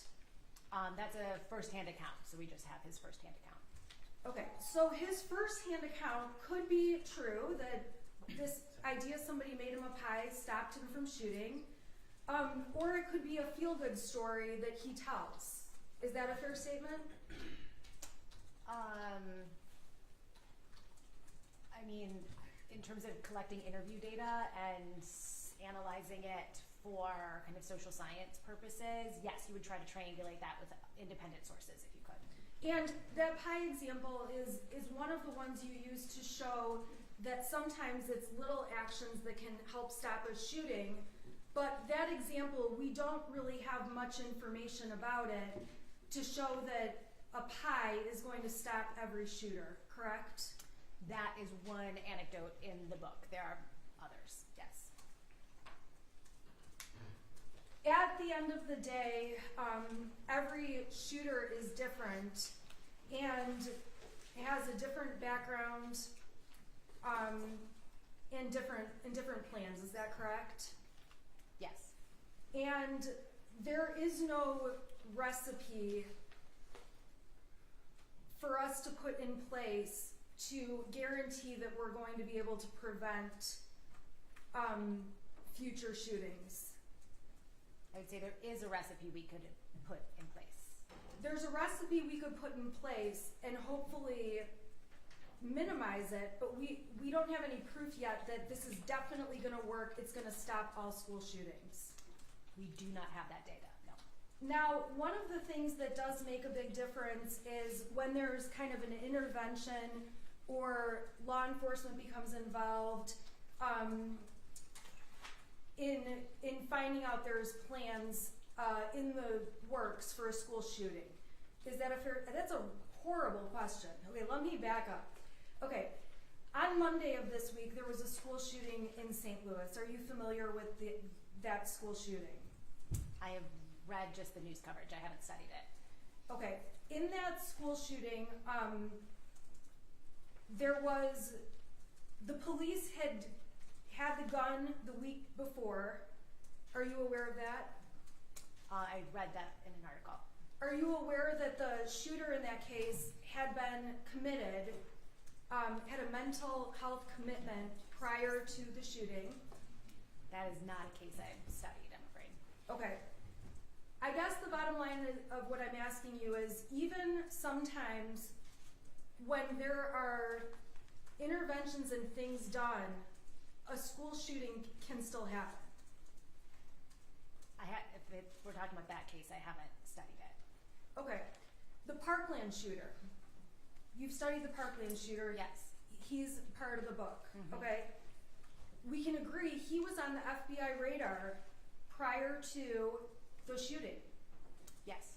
And with him being on the FBI radar, he was still able and did commit a violent school shooting. Correct. There was a lot of missed warning signs in that case.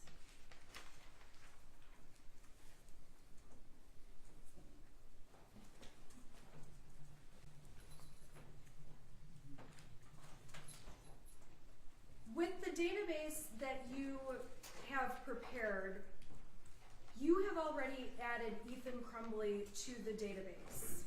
Yes. And one of the check marks that Ethan Crumbley is checked off on is that he was neglected as a child. Are you aware of that? I wasn't one of the original coders, so no. Okay. I'd have to look at the data. So, in terms of what data would support that Ethan Crumbley was neglected as a child, Judge again. if you know? Yeah, I don't want to get, I know it's hard to avoid. Please don't mention his name. Oh God, sorry. Okay. Thank you. I think I think it's upsetting for the victims. I apologize to them and to the whole court. I'm not trying. I know you don't mean it. I know you don't mean it.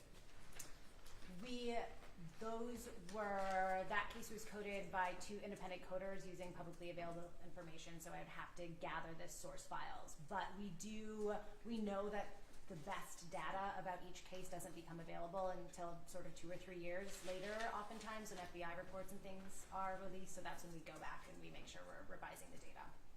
Okay, so the data is always subject to be revised when you have more information down the road as things continue. Yes.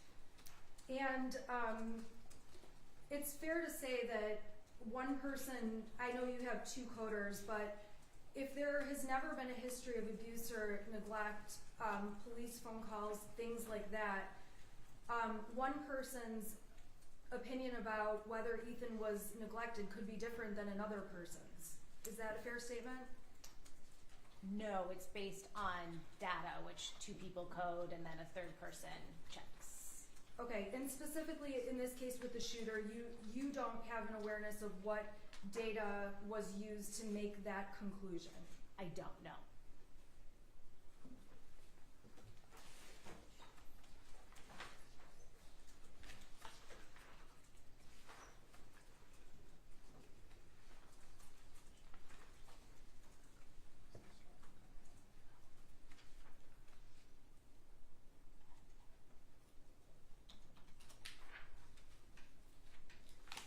Just trying to see if I have anything else.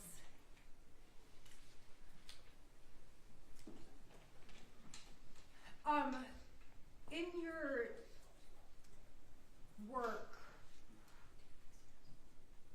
interviewing people who were related to other mass shooters, have you interviewed any persons who said, I knew the shooting was going to happen, or I knew the perpetrator was going to commit this school shooting? I'm not sure I understand the question. Have you had any people who know these perpetrators say, I knew he was going to do this before he did it? Oh, I see. Interviewed people who have said, I was very worried, but not that said, I knew a school shooting was going to happen on this day. Okay. And in any of those cases that you have looked into with the perpetrators, and I know you said there's only 30 alive, and so it makes it difficult because some are not here any longer.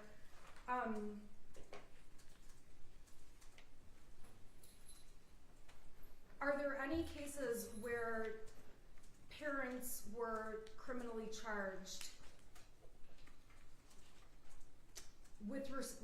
in connection with the perpetrators in your database? Yes. Not with manslaughter, I don't believe. Okay, not with manslaughter, but what crimes? I believe sort of buying a gun for a minor. Okay, outside of buying a gun for a minor or violations of state safe storage laws in states that have those,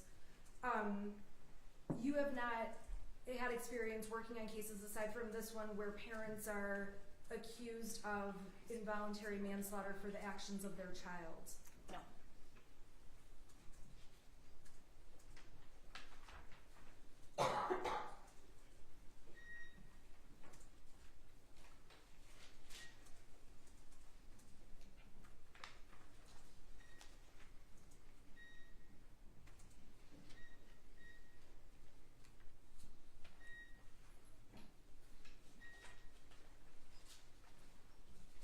Okay, I have nothing further at this time. Thank you. Ms. Lehman? Thank you, Your Honor.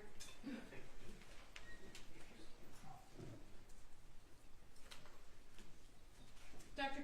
Peterson, I'm going to go back a little bit in your direct testimony with Mr. Keast. You testified, and I'm going to paraphrase what you said, but you testified that you wanted your database and your book and your various studies to be publicly available. Is that right? Yes. And the reason that you wanted them to be publicly available was because you wanted to, I believe you said, make a difference. Yes. And in making a difference, you wanted to educate people. Yes. And you wanted to educate people on what you have identified as the various steps in the pathway to violence. Yes.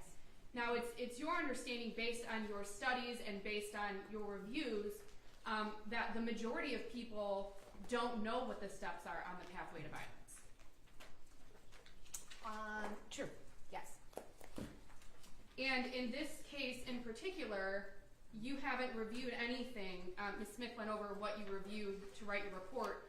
You haven't reviewed anything, weren't provided any information that James or Jennifer Crumbley had ever been advised on what the steps on the pathway to violence are. Is that accurate? Yes. And to your knowledge, you don't know that they're even aware of what the pathway to violence is. Yes. So it's fair to say that even though you have found that there was a crisis point, you identified, I believe, 2 crisis points with the shooter in this case. You identified that there was leakage in this case, in your opinion. You wouldn't be able to testify that either James nor Jennifer Crumbley knew what those things were, that there were crisis points or that there was leakage and that they should intervene. Is that fair? I don't think you have to know the term leakage to see leakage and be concerned. But a common person wouldn't know what those things are or that there was a need to intervene. A common person seeing that math drawing, I guess I disagree. Okay, a common person wouldn't know that that's leakage. They would know that it's cause for intervention and concern, I would think. So they might know that it's a problem, but they wouldn't know that it's leakage, that there would be a mass shooting. They wouldn't know that it was the term leakage, no.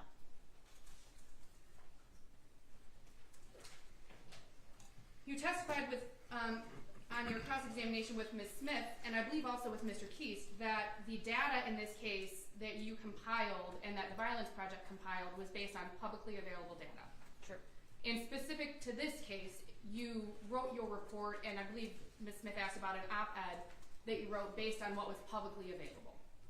This report, no. I'm sorry, this report was based on what the prosecution provided to you. Correct. Your opinion that you wrote shortly after the shooting in this case was based on what was publicly available. Yes.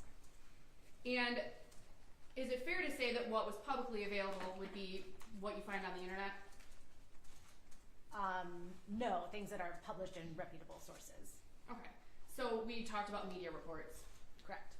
And that would also be interviews that you observe? Correct. Interviews with the prosecutor? If it was reported in the media, yes.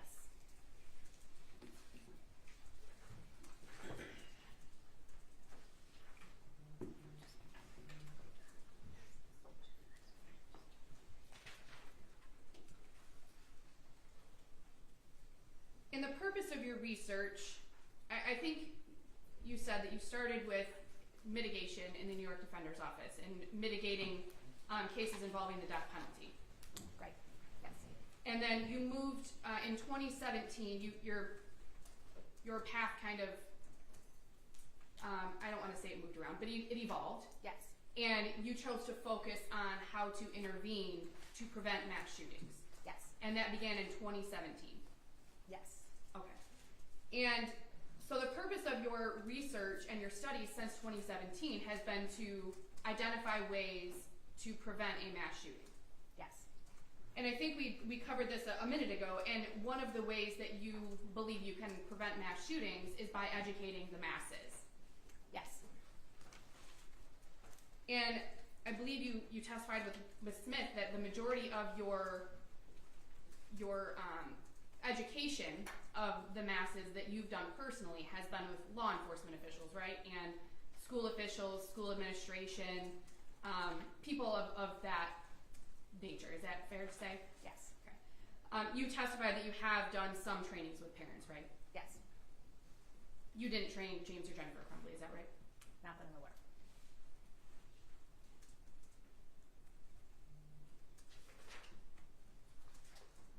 You haven't reviewed anything in this case, and it's also fair to say you didn't interview a shooter in this case. No. You weren't able to independently verify any of the information that was provided to you by the prosecutor's office. The evidence that was provided to me? Correct. Correct. So you didn't interview anyone to determine whether or not what was provided to you or what's been said about this case was actually accurate. No, I didn't have that opportunity.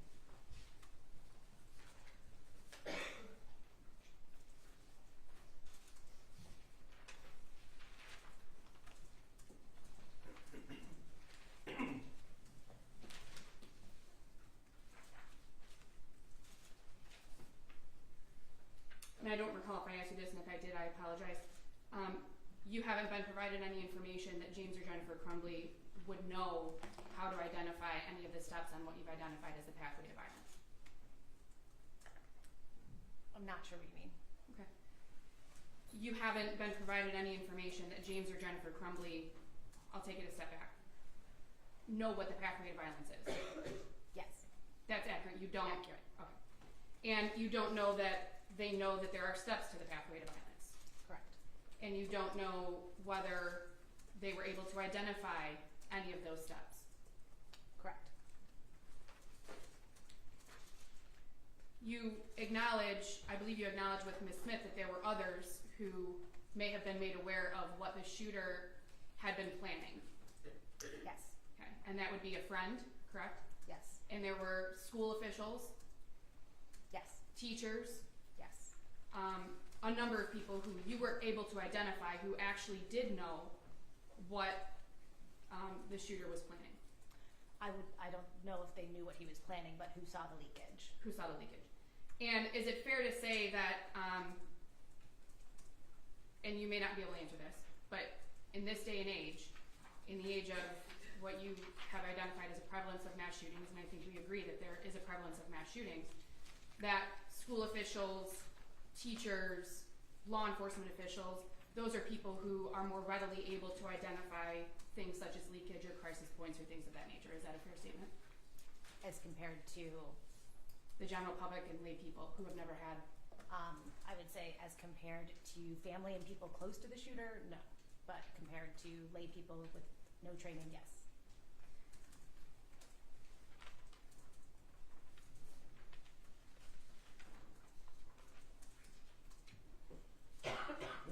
It's also fair to say that any review that you've done during your research or your studies, or even the review in this case, everything is done in hindsight. Yes. And it's fair to say a lot easier to identify things in hindsight than when they're actually occurring. Is that fair? That's fair. Thank you. I have no further questions. Ryan. Thank you, Judge. You were asked if any other parents in your study have been charged with any crimes in relation to mass or school shootings. Remember that question? I do. And you thought that perhaps no other parents in the country were charged with involuntary manslaughter in this circumstance. Yes. Okay, what's different about this case? The differences in this case are the sheer volume of leakage, the fact that the parents were called to the school and made aware of the leakage the day of the shooting, and the fact that, as far as the evidence I've reviewed, they knew that the perpetrator had access to an unsecured weapon. Now, it's fair to say that anyone can prevent a mass shooting, is that right? Yes, Okay, we're not talking about predict, we're talking about prevention. correct. Okay, you were asked about that study of 229 law enforcement officials who were shown certain documents and then asked if this tells them a school shooting is going to occur. Do you recall that? Yes, Okay. And is it fair to say that those individuals were shown pieces of leakage in a vacuum? exactly. Okay, what do I mean by that? It means they saw that piece of leakage and they had no context about the person who made the leakage, their background, their circumstances, their access to weapons. We actually got a lot of pushback from the people involved in that study because they wanted more information to be able to evaluate it. Okay. So just as your last answer, one of your last answers in the cross-examination was that people close to a shooter, family or friends who have the ability to detect crisis point and leakage, those are the people in the best position to prevent a mass shooting. Would it be true that seeing a piece of leakage in a vacuum doesn't really do a lot of good? Right. You need to gather as much information as possible, and the people closest to the perpetrator are going to have the most information. But even those exhibits 4 and 5, even if you just saw that exhibit in a vacuum, does that indicate something that should be done next to you? You know, looking at this specific piece of leakage in a vacuum, I would say this would be high risk in any circumstance. So when you look at that exhibit in particular, if there is somebody to view that particular exhibit who also knows that the person who drew that picture has a firearm that looks identical to that firearm, who also begged for that firearm, who knows how to use that firearm, and received that firearm just 4 days prior, that's information only known to that person, correct? Correct. So that's all information in a context would be pretty important to you. Yes. Okay, and you don't need to actually understand the definition of crisis point or the definition of leakage to know it's time to intervene. Yes. Okay, so you're not going to testify that you need a PhD to stop a school shooting, right? No. Why? Anyone can stop a school shooting. If we see leakage, if we know there's access to a weapon, if we know that a young person is in crisis, that's the time to intervene. Now, you were asked about how you gather your data and how the Violence Project was formed, and it relied in part on open sources. Yes. Okay, and tell me about the practice of using open sources in studies such as mass shooting prevention. Open sources are a very common methodology to use, and in fact there's been studies to show that open sources are sometimes more reliable than FBI files just because of what actually ends up getting reported. So there's limitations to open sources, but the goal is triangulation. So you take as many pieces of information as you can coming from a combination of primary and secondary sources and try to make sure whatever you're reporting is valid from a number of different sources. Okay, and the fact that mass shootings, in particular school shootings, are very heavily reported, does that give you a little bit of reassurance when you look at a media report? Yes, so one of the reasons we chose 4 More People Killed is because those are the shootings that get a lot of media coverage, so you can get a lot of information. In the Violence Project database, you indicated that you may enter an event, but you go back and you check the data over the next 2 or 3 years. Yes, we know that the best data comes 2 or 3 years down the line after a trial has come out or after an FBI investigation. So we do continually update the data. Now, you were asked a question about the antidote in your book regarding a potential school shooter who was given a pie, and that small act of kindness, that changed that pathway to violence. Yes. So it's your research, your findings that even something small can prevent a school shooting? Yes. Especially if somebody knew about Crisis Point? And knew what was going on in that person's life? Yes. Nothing further. I usually would not allow recross, but if you have any remaining questions, I would allow that. No, Your Honor, I do not. Thank you. Anything further? Nothing, Your Honor. All right, you may step down. Thank you. I give these to the Does anybody need a break before you ask for clients? Does anybody need a break before? Yeah. Let me just get a quick bathroom break for them. Okay, all right. So, I'm gonna ask everybody to remain seated, please. All right. We're gonna take a brief recess, 10 or 15 minutes, okay?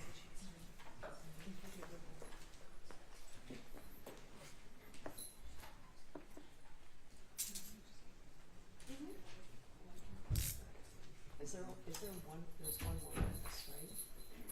Yes, yes, Your Honor. You're not calling. Correct, Your Honor. All right, so, court will be in recess for about 10 or 15 minutes, all right? Thank you, Judge. All right. I'm sorry. Should we wait for her? Oh, no, you're good. I just wanted to Do you want, make sure. or should we sitting or sitting? You're good, I just wanted to.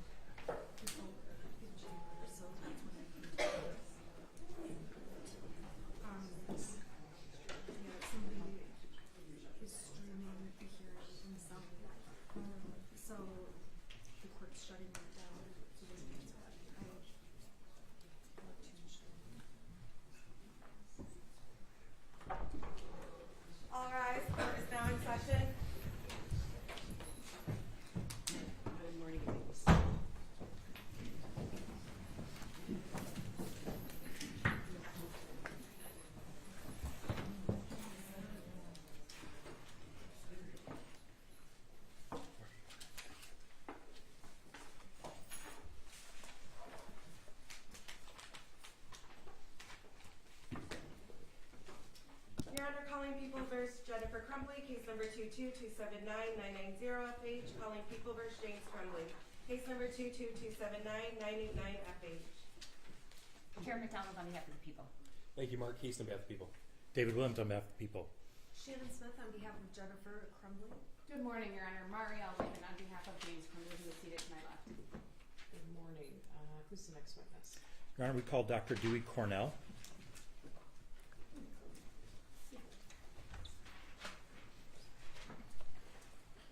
Good morning, Doctor. Good morning. Could you raise your right hand? Do you swear or affirm the testimony you're about to give is the truth, so help you God? I do. All right, you can be seated. Can you state your name for the record and spell your first and last name? Dewey Cornell, DEWEY CORNELL. Thank you. Go ahead, Mr. Williams. Good morning, Dr. Cornell. Good morning. Dr. Cornell, how are you currently employed? I'm a professor at the University of Virginia. And you know that you're here today to testify regarding your knowledge and expertise in mass shootings. Yes. Before we go over your CV, I want to get right to the heart of your testimony and the reason we're calling you as a witness. As a general rule, are mass shootings impulsive or planned? Planned. And are you aware of any school mass shootings that fall outside that general rule? No. You're not aware of a single mass school shooting that was not planned. Correct. Do mass shooters in general and school shooters in particular exhibit warning signs? Yes. Do they leak their intentions or plans? Usually. And are those warning signs or leaked intentions subtle? Do they require a PhD to recognize them or a microscope? No. Are mass shootings preventable? Yes. Dr. Cornell, I want to hand you a copy of your curriculum vitae. I have a copy. Got one with you? Thank you.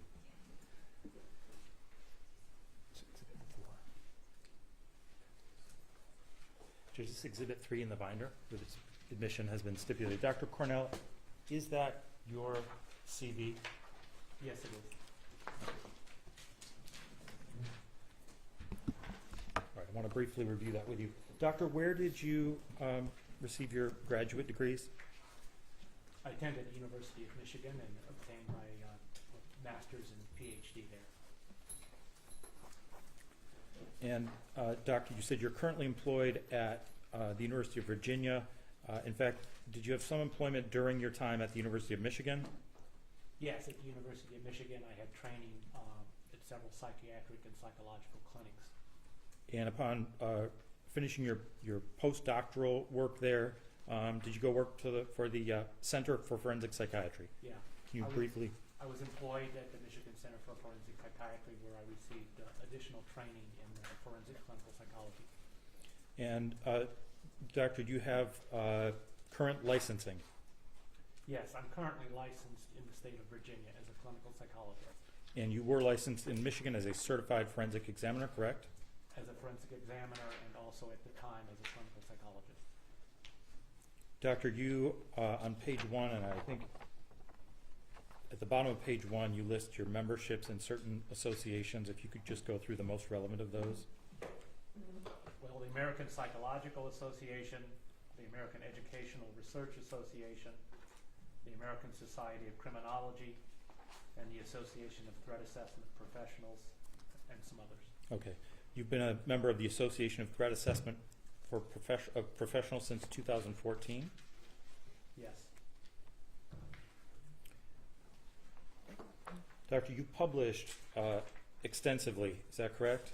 Yes. You list roughly 180 peer-reviewed articles that have been published. Yes. Is it fair to say that the focus of your work is prevention? Yes. And your specialty is school threat assessment? My specialty is school threat assessment and prevention of youth violence. Have you ever testified in court before? Yes. How often? Well, when I worked in Michigan, I testified fairly often. When I moved to Virginia, I testified much less frequently. I don't think I've testified in the last 5 years. In the case where you've testified, were those criminal cases or civil cases or both? Mostly criminal cases. And beyond testifying, have you consulted in criminal cases? Yes. And in those criminal cases, in some instances, were you consulted by the defense? Yes, and in others by the prosecution. yes. Give the court a rough proportion of defense versus prosecution. Well, primarily in Michigan, I testified primarily for the prosecution because of the nature of the cases. In my work in Virginia, where I testify much less often, I testified primarily for the defense. Okay, so doctor, you don't favor one side or the other. No. Your research and publication has focused on youth violence, school violence, and threat assessment. Do you consider yourself an expert in those areas? Yes. And how many years have you worked in those areas? I began studying youth violence approximately 40 years ago. I began studying threat assessment approximately 20 years ago. Was there something 40 years ago that sort of put you on this path? Yes. Can you describe that for the court? Well, when I worked as a forensic examiner, I conducted evaluations of criminal defendants charged with violent crimes. I studied a number of juveniles who were charged with homicide. And in every case, it was profoundly evident to me that those crimes could have been prevented, that there are things that could have been done to steer the young person away from violence. And that convinced me of the need to begin a program of research on youth violence and youth violence prevention. Doctor, what we term mass shooters and school shooters, those are a subset of the youth violence that you study? Yes. Do you have experience evaluating mass shootings? I'm sorry, school mass shootings. Yes. Have you reviewed the literature? Yes. Have you conducted research? Yes. And have you published numerous papers in the field of youth violence, including school mass shootings? Yes. And in terms of youth violence, those are at least dozens of peer-reviewed articles? Yes. On your CV, those are referred to as refereed. Is that the same as peer-reviewed? Yes. And you've also served as a referee or peer reviewer for articles in this field, correct? Many times.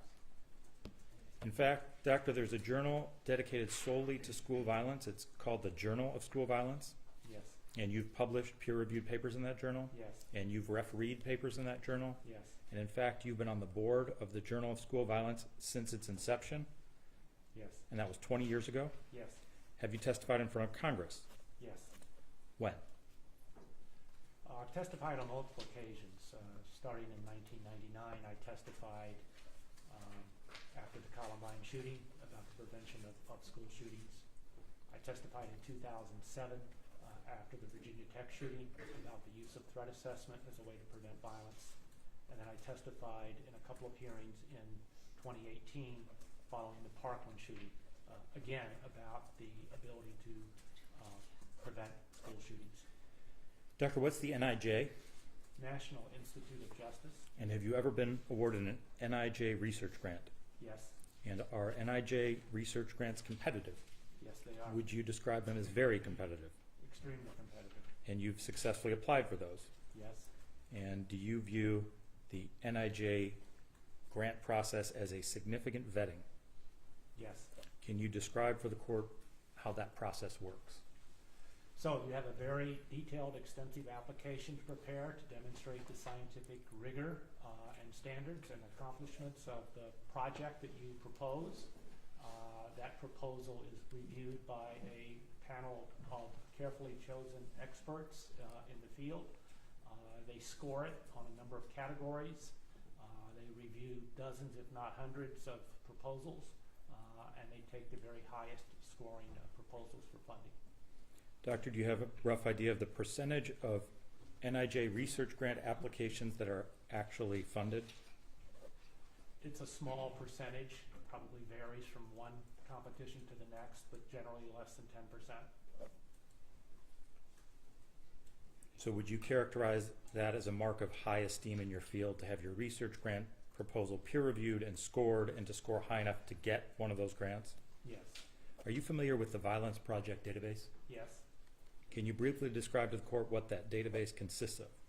Well, this is a database that was constructed by two researchers who looked at all of the mass shootings since 1996, or 1966, I should say, and they used open sources, available information to code those cases on a series of variables, about 150 or 200 variables, so that they could detect statistical patterns or consistencies across mass shooting cases.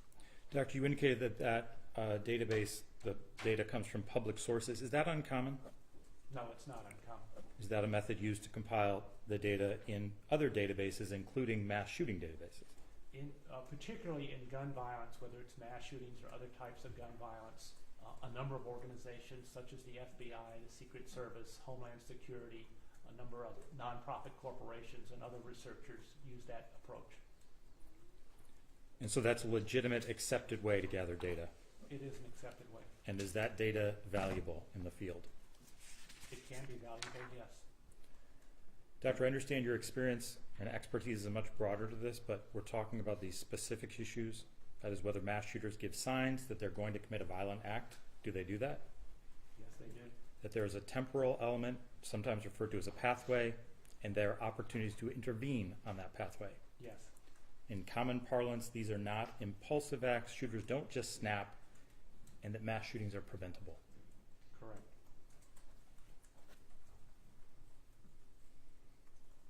Can you briefly describe this concept of the pathway to violence? So the pathway to violence is a concept that was made well known by Weston and Calhoun, and those are researchers in the threat assessment field, and it refers to the idea that mass shootings and targeted violence in general is not something that happens spontaneously or suddenly, that in fact the individuals over a period of time engage in behaviors that make their intentions known to others, that there are stages along this pathway, and at those stages there's opportunities for intervention to prevent the violence from taking place. And is the presence of that pathway throughout the mass shooting research, is that well established? Yes. Is there any doubt about it? No. Doctor, if someone said that there is no common misconception about shooters just snapping, what would you say to that? I would say that's wrong. Okay, how pervasive is that misconception? In my experience, it's quite pervasive. Can you give us an example, a high-profile example that you talked to me about?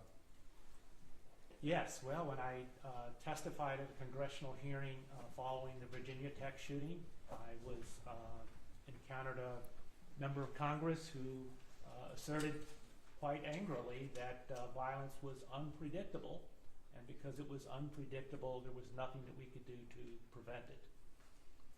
And in fact, is that true?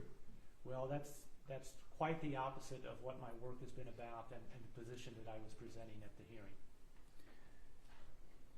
And so is it fair to say that you deal with that misconception all the time, right? From lay people up through legislators and law enforcement? It's an established part of our training program, and we deal with it every week.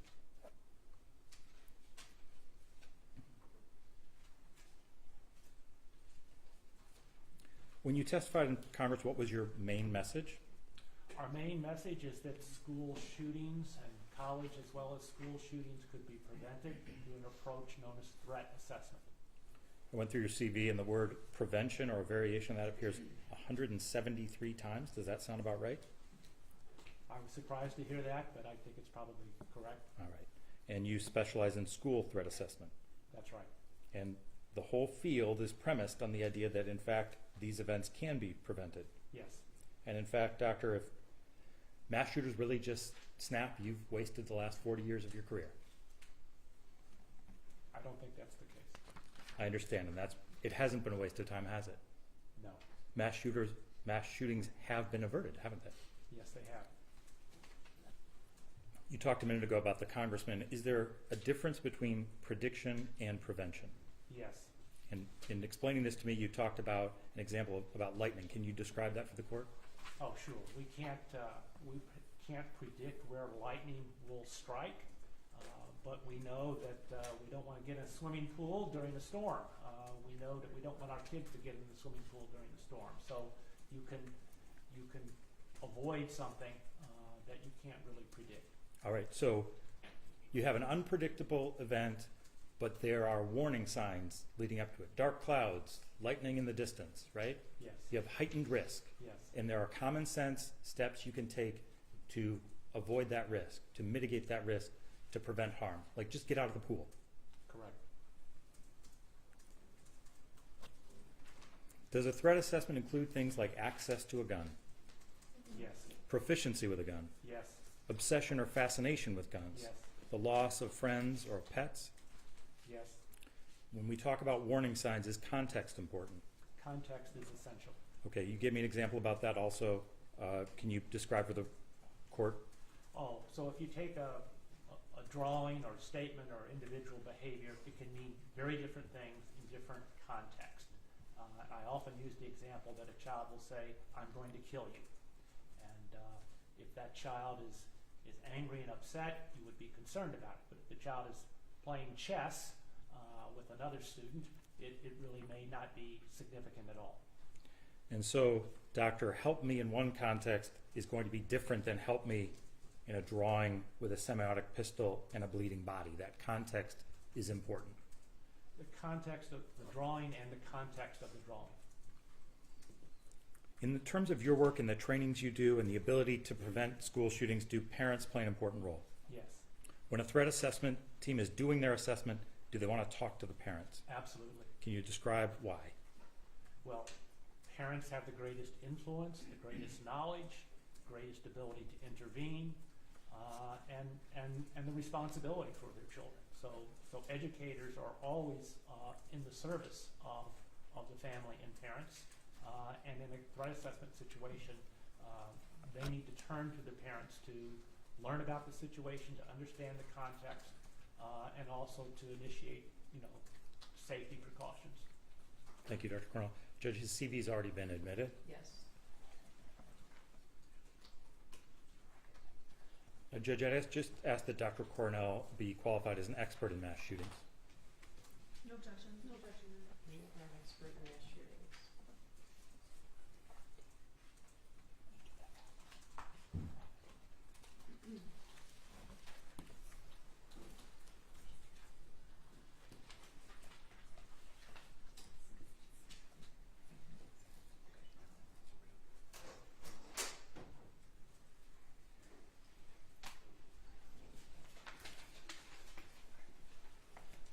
Dr. Cornell, I just want to ask briefly, are you familiar with another expert in the field named Catherine Schweit? Yes, I am. Can you tell me briefly how long you've known about Catherine Schweit and what you can tell the court about her?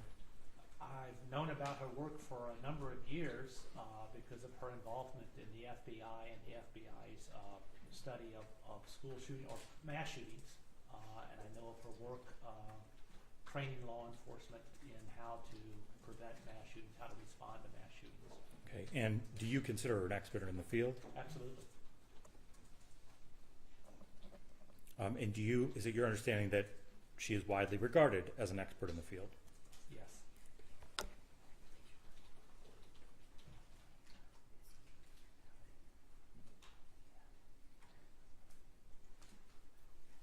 I have nothing further, Judge. Cross.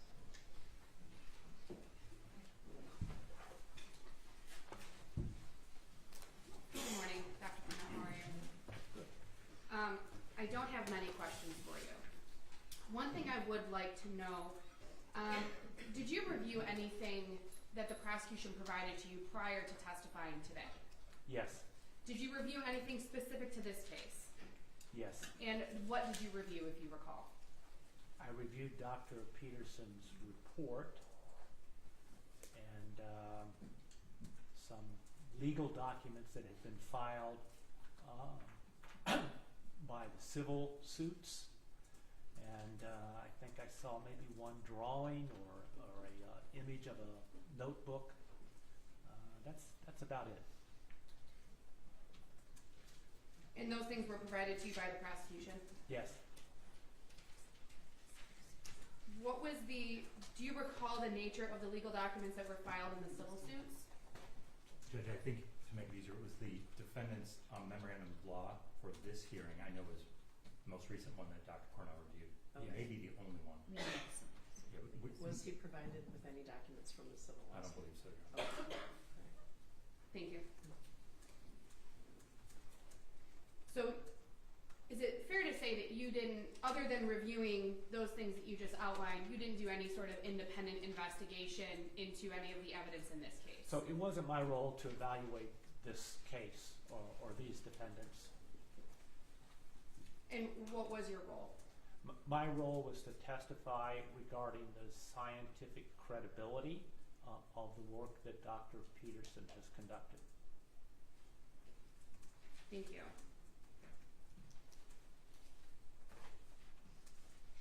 So it's fair to say that you don't have an opinion one way or the other about the specific facts of this case because you don't have any knowledge of the specific facts of this case. I don't have sufficient knowledge, and I haven't done an evaluation myself to form an expert opinion.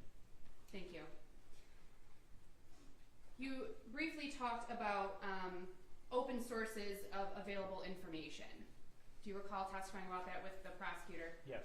And you said that things like the Violence Project database and most studies into mass shootings or school shootings are sourced with open sources of information. Yes. And that would include media reports, is that fair? Yes. And you would agree that there are limitations to those sources of information? Yes. And there's often bias in those sources of information because of where they're coming from. There can be bias. And you don't know what sources were used in this case, is that fair? I'm sorry, that was a bad question. You're not certain what sources were used to populate the database in the Violence Project? Well, I read Dr. Peterson's report, and it listed her sources. So I am familiar with those sources. I can't recall them all from memory, though. So you know what she put in her report that she used for her database? I know what she listed as her sources with her report. Now you testified, I believe right at the beginning, Mr. Williams asked you very clearly that you don't need a PhD or any expertise to identify the steps on the pathway to violence. Is that correct? Yes. In fact, you testified that there's common sense steps that you believe people can take to mitigate harm, I think is the way that you phrased it. Yes. You testified that school shootings can be prevented through threat assessment. Yes. And that you specialize and have been studying and researching threat assessment for approximately 20 years. Yes. In fact, you specialize in school threat assessments. Correct. So it's fair to say that you focus your studies on educating schools and teaching schools how to identify threats. Educators, mental health professionals, law enforcement officers, others who might be interested. Okay. And in teaching and educating these individuals, you're helping them to identify opportunities to potentially intervene. Yes, we train them in a process to gather data to make decisions about preventive measures. And you would agree, and you were sitting in the courtroom when Dr. Peterson testified, you would agree that there's no data to support that certain steps do in fact prevent mass or school shootings. No, I wouldn't agree with that. You wouldn't agree with that? No. What data do we have, or have you reviewed, that concretely says that if you do X, then you will prevent this shooting?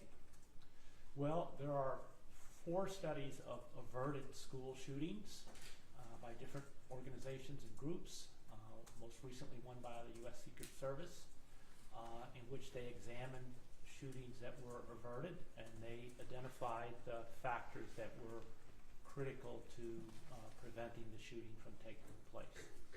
And I don't know if you heard Ms. Smith ask Dr. Peterson about a shooting that occurred in St. Louis, a school shooting this past Monday. Do you recall hearing about that? I do know about that, yes. Do you recall, or did you review any of the media reports on that shooting? I think I read one news report about it. Do you recall reading that the shooter in that case had been previously hospitalized for mental health?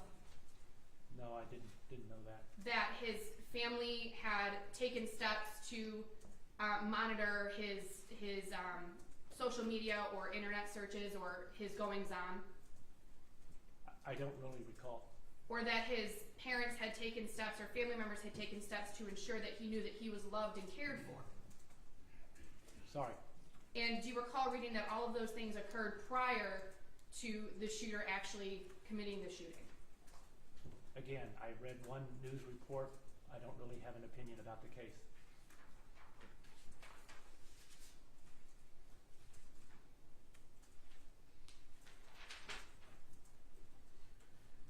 I have no further questions, Tom. You're right. Sorry. Your Honor. I'm sorry. We did the opposite order this time. I'm sorry. Ms. Smith. Thank you. I have very few questions. Dr. Cornell, you testified that prevention of school shootings is the goal. Is that correct? Pardon me? Prevention of school shootings is the goal, correct? Yes. To date, we have not been successful in preventing school shootings, as there was one earlier this week, correct? No, that's not correct. We know about the shootings that have occurred. We don't have much news attention to the shootings that have been prevented. There are school shootings that have been prevented, but it's fair to say that not all school shootings have been prevented, even since the Oxford shooting, correct? I certainly agree. Okay. And sadly, in the next few weeks, there could be more mass shootings. I hope not. I hope not too. I hope not too.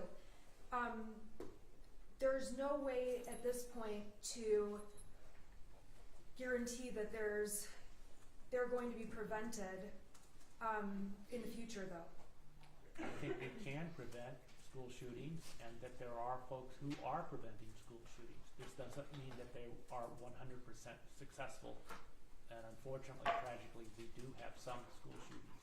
And the best, most of your work is done with the schools and coming up with the school threat assessment, because they're in a good position to be able to have their eyes on students and know information about the students, correct? Schools in combination with parents, yes. You testified, I mean, in the end, if someone, you've dealt with other crimes aside from school shootings as well, correct? Yes.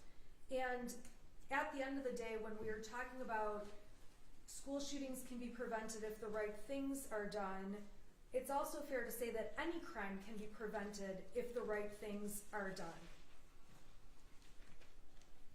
Yeah, I think that's generally true, that crime can be prevented. Okay. You haven't testified in any other kind of case that a crime could have been prevented, have you? Gosh, I think I may have. Okay. Do you recall a specific time where you testified that a crime could have been prevented? Well, so I testified in a case involving someone who, in a state of mental illness, endangered other people and was charged with reckless driving and fleeing law enforcement, and that could have been prevented had she had appropriate medication. Okay, so in that case,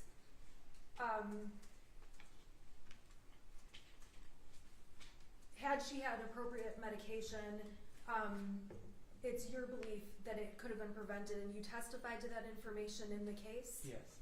Okay.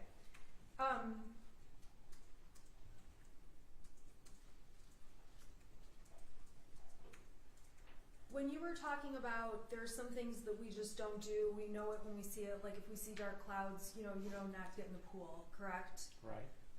You would agree with me that this drawing that was admitted is exhibits 4 and 5 are readily apparent that there's something that they're threatening. Do you agree that those drawings come across as threatening? It's yes, it is Or threatening. it's concerning. Concerning. It's concerning. Okay. And it doesn't take a PhD or a microscope, I think is what you said, to know that these are problematic, that there's something bad going on here, correct? Yeah, that's what counsel said, PhD or microscope, and I agreed with him. Okay. And at the end of the day, we can always look back with 20/20 vision and know if we've made the right decisions about whether or not they were threatening, correct? Right.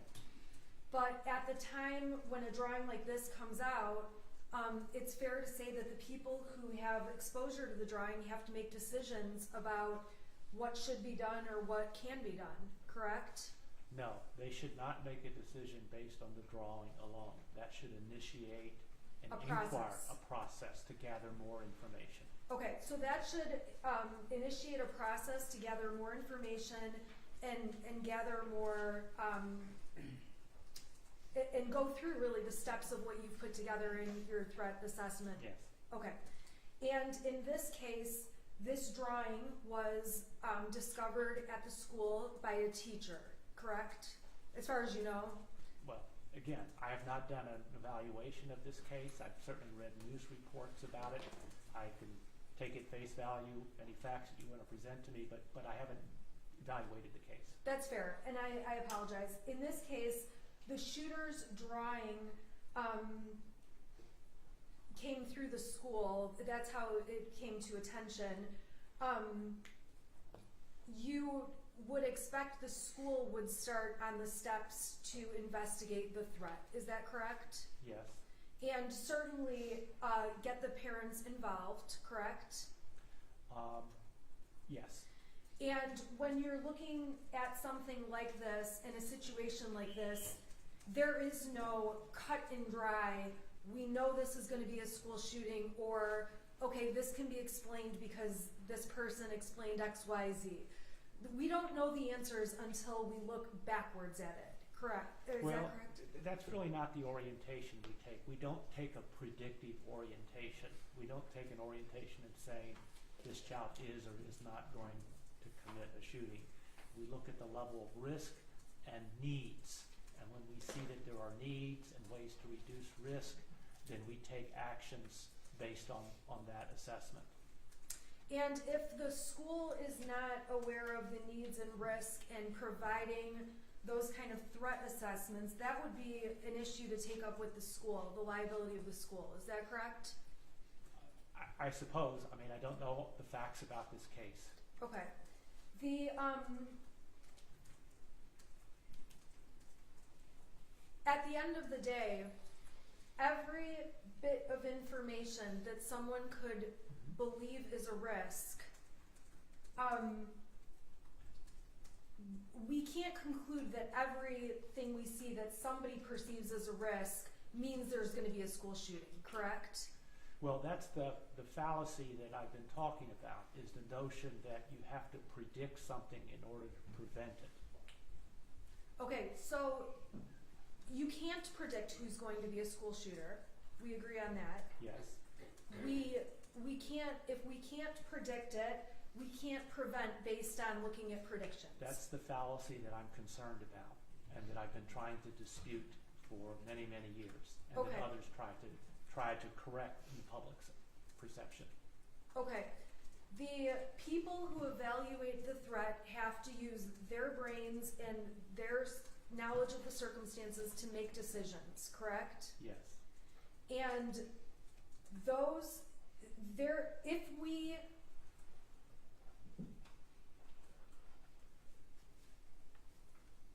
are times where a drawing or something that is perceived to be a threat is determined, at least by the people looking at it, to not be a threat. There are times where that happens. Is that correct? Yes.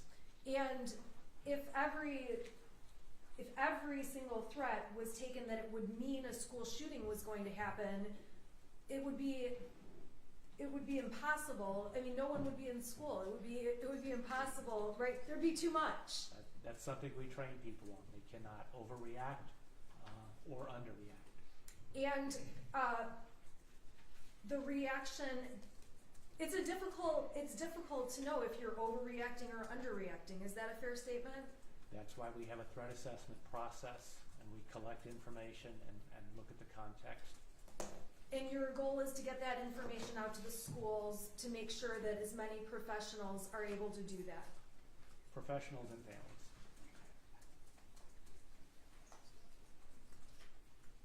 I have nothing further. Thank you. Thank you, Ms. Smith. Mr. Williams? Dr. Cornell, you were just asked about if you've testified before about preventing shootings. In fact, you've testified in front of Congress repeatedly on just that topic, correct? Yes.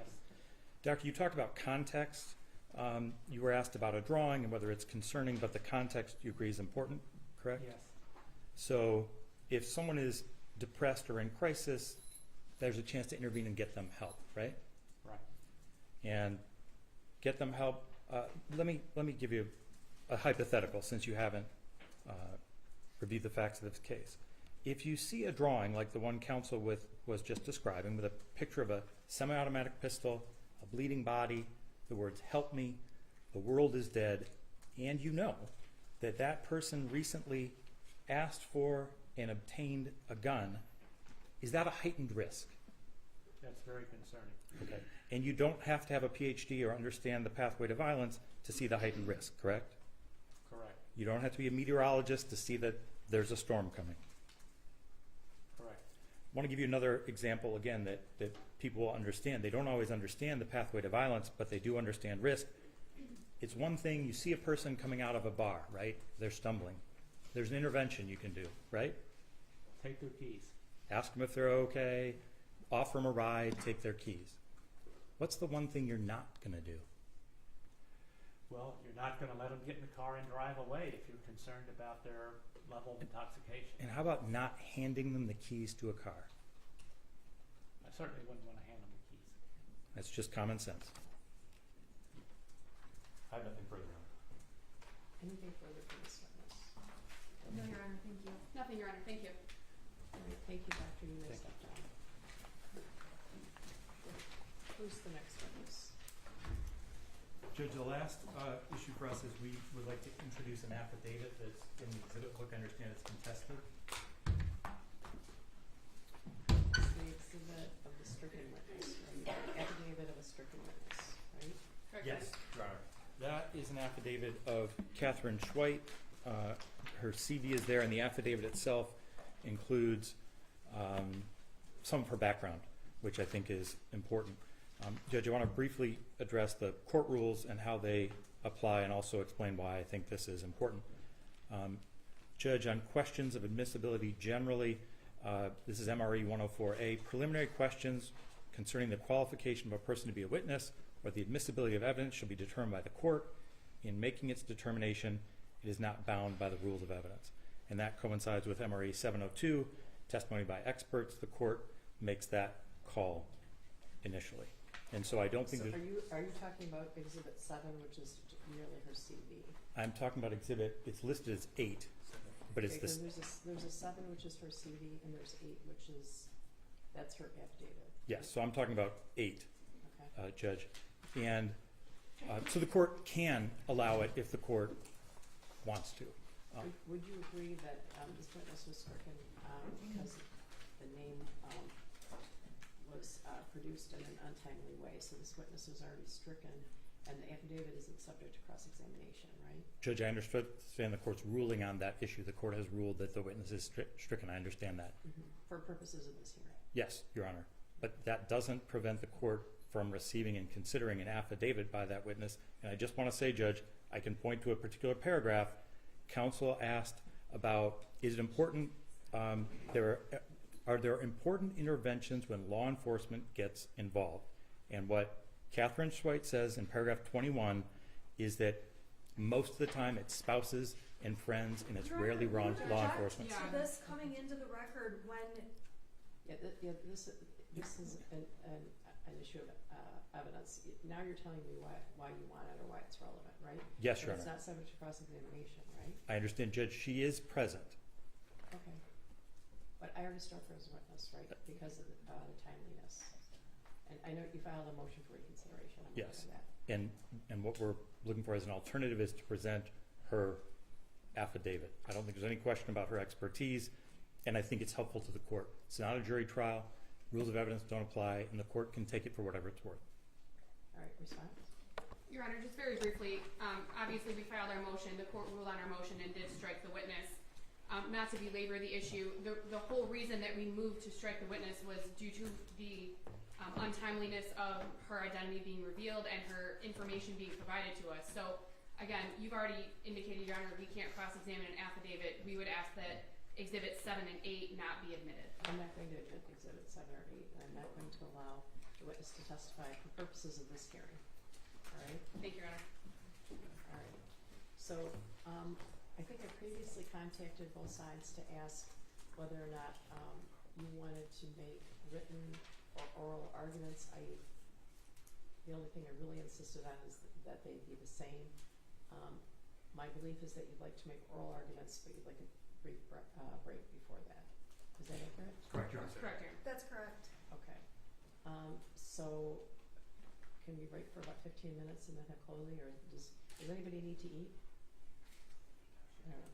Your Honor, can we please eat and then come back? Judge, I would concur with the You want to eat, Mr. Williams? I do, Judge. Your Honor, I do believe that we agreed that our closings would be very brief. Oh, the deputies want to eat. Oh. We want them to be happy. We do want them to eat. And Judge, we will be brief. We certainly have no problem with the 10-minute limit. It will be less. Okay, so tell me what time you want to come back. 1:15, Your Honor? 1:15? 1:15. Okay. And can I ask that everybody stay seated while the defendants leave the courtroom, okay? Your Honor, is it okay if I leave binders here while we go? You can leave whatever you want here, but it's not a bailment. We won't be Yeah, watching them. that's fine.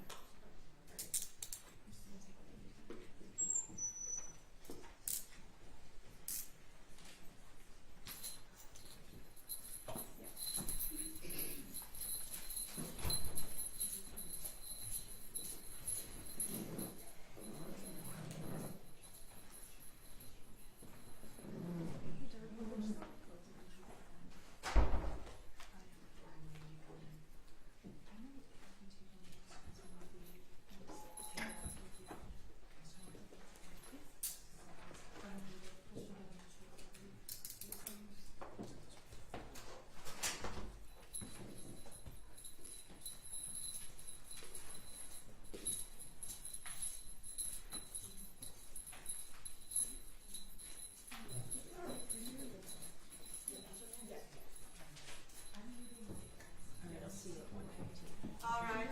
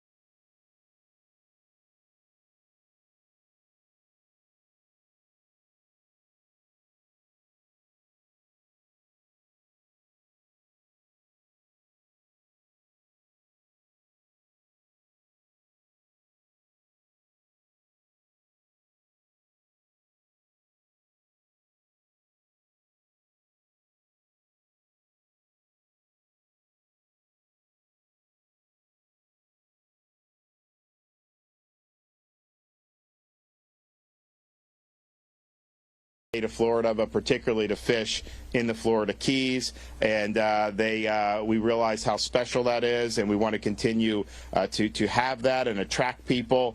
And Bass Pro we're the #1 state for Bass Pro shops because obviously, of course, because you go in every area, they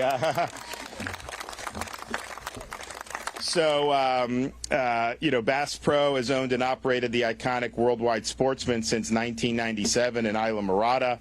With our investments in infrastructure and the environment, Bass Pro founder and CEO Johnny Morris will be able to bring an exciting world-class fishing resort right here to Marathon. And this new expansion will bring jobs, restaurant, entertainment. And we're happy to be here with him today, and he's going to come up in 1 second and say a little bit what he's got in store for this great area right here. But I'm excited to be able to make an impact. We've got an awful lot of great things going on in this state, and we're going to continue to make sure that we keep the state free, we keep the state prosperous, and that everybody has a chance to succeed. So, Johnny, if you want to come up here and talk about what you got up your sleeve. Thank you, Governor. Does anybody here like to fish and live by the sea, by the beautiful sea? What a beautiful day it is. It's an honor to get to be here with all of you, and it's something we've been looking forward to. Just to welcome everybody here to Valhalla Island. Governor, thank you very much for being here today, but far beyond that, we're just proud of all you're doing to stand up for some of the things you're talking about, the environment, the water, the future of fishing. We have one thing we're excited about is being a part of this community. I come from as far away from the ocean as you can get in Springfield, Missouri. I remember years ago coming down with my dad in high school to Bud and Mary's Marina, and a guy, one of our guides, Sonny Esslinger, he had a fly rod in his boat. My dad and I fished for perch and smallmouth bass. I said, "What are you doing with that?" He said, "Johnny, we could catch a tarpon." So we went out, and my parents, they ended up getting a place over in Key Colony Beach on 7th Street, and it's just happy memories. And so today I just we welcome the neighbors here, especially I see Eric Eichenberg from the Everglades Foundation. We welcome the fishing community because Bass Pro, we are fishing, fishing, fishing. And there's a couple other neighbors I want to salute today, and that's Chuck Keene and Maria Scheisler. You guys stand up. They've lived here on this property 21 years. 21 years they've been here. And Duke and Cheryl, our neighbors, thank you for being here today and being great neighbors. Just Governor DeSantis, again, I'll try to speed up a little bit, but couldn't come here today and not at the beginning say thank you. I've got a sister that lives over by Fort Myers, and we got our store there, and your efforts to make resources available and get in gear to get things back to normal, that's awesome, and we appreciate it. And I don't know if everybody here realizes, but Governor has been a steadfast supporter of conservation in a common sense sort of way. And I don't know if everybody realizes, but he helped support and just signed the largest conservation budget in the state of Florida for conservation. And it's important to all of us.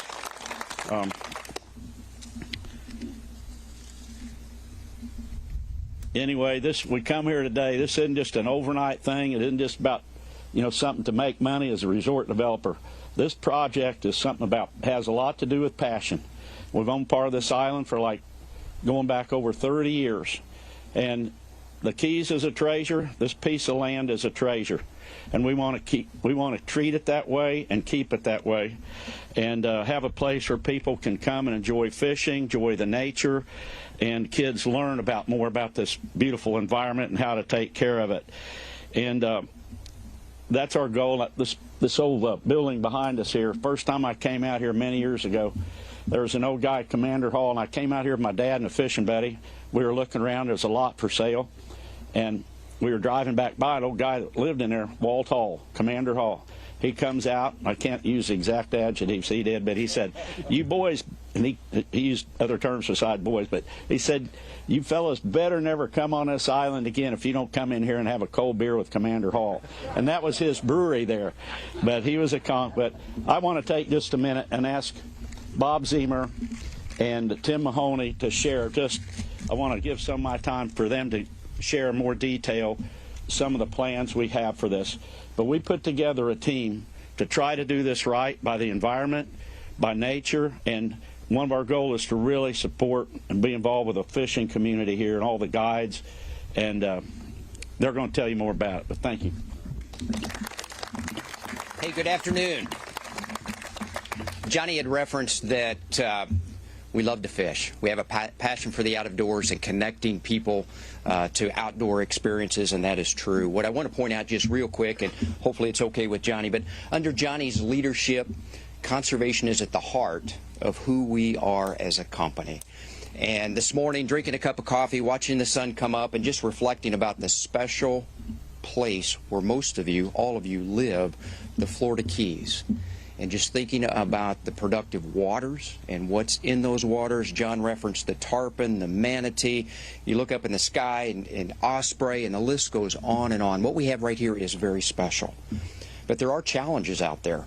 And our company, we focus every day to create partnerships that help us move the needle on some of the largest challenges facing our nation.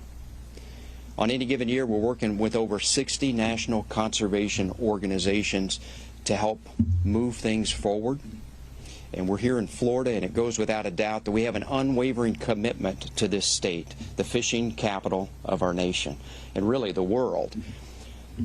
But when you think about Florida and building on the governor's comments, we've been investing significantly for decades, whether it's north of Lake Okeechobee, working on the private lands, the water quality issues, down through Lake Okeechobee, through the Florida Everglades, Florida Bay, whether it's habitat restoration, water quality issues, we continue to be there with you to make sure that those resources are managed appropriately today and into the future. When we think about conservation and what we're doing here, Tim Mahoney is going to briefly just high-level some bullet points, but what I'm going to tell you from the conservation side, we're setting the bar high. And in fact, this is going to be the leading model for sustainability and conservation efforts when you think about a nature resort. We are creating a new bar for others to reach, and we think that's the appropriate thing to do, the right thing to do.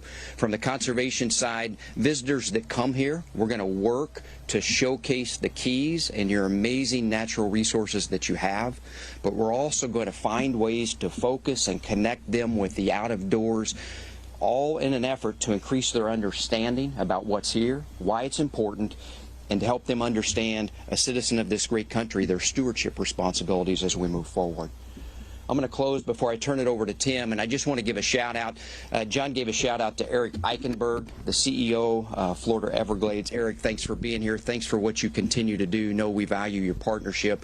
Others that could not make it today, we have a long-standing relationship with Bonefish Tarpon Trust, the National Audubon Society, the list goes on. I mentioned those two just because I'm humbled. Recently, they gave John their highest honor. Bonefish Tarpon Trust recognized John for decades of commitment, put him into their what they call Circle of Honor. Hopefully it's okay I'm mentioning this, John. And National Audubon. Over 130 years, he was the 58th person to receive their highest honor, the Medal of National Audubon Medal. Also, the state of Florida has been incredible to work with from day one. Prior to day one here, we've been working with Florida Wildlife Commission, Florida Department of Environmental Protection, South Florida Water Management District, U.S. Fish and Wildlife Service, the City of Marathon, and the list goes on. And we just say thank you for helping us dream big, setting the bar high, and moving this exciting project forward. So with that, I'm going to turn it over to Tim Mahoney. All right, an update there from Florida Governor Ron DeSantis on a number of topics. Now, before we go to break, we just want to bring you a live now look outside the home of Speaker Nancy Pelosi. That's where her husband, Paul Pelosi, was attacked. We will have the latest on that after the break.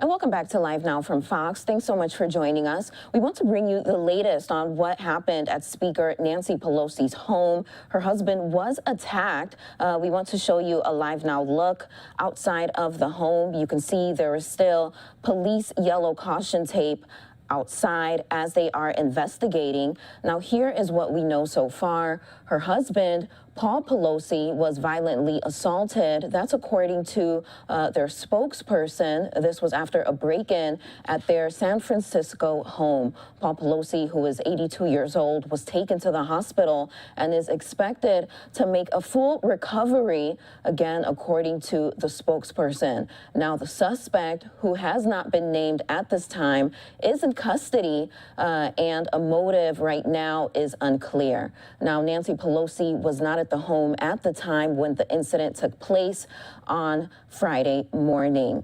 Now, according to the spokesperson, the speaker and her family are grateful to first responders and the medical professionals involved and request privacy at this time.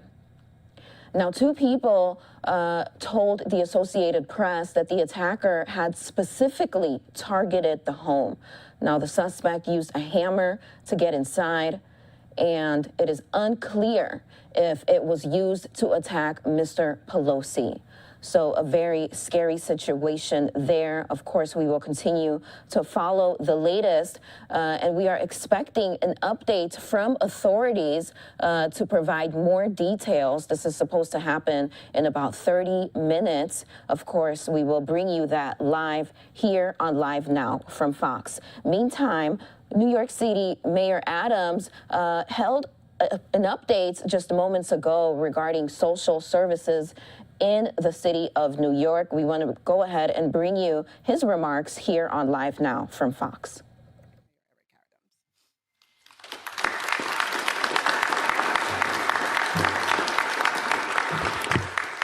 Thank you. And, you know, New York City is a feisty place. We have a lot of energy around those things that matter to us and things that are important. And we learned on this administration that because people critique, they're not critiquing it from a bad place, they're critiquing it from their heart to make sure things are done right. I just want to take my hat off to our nonprofits. I remember the day that Commissioner Castro and our team met the buses at the Port Authority after they were told in their first steps in America that they were not welcome. I remember the family stepping off the bus and seeing the mayor of the most important city in America standing there saying, "You are welcome."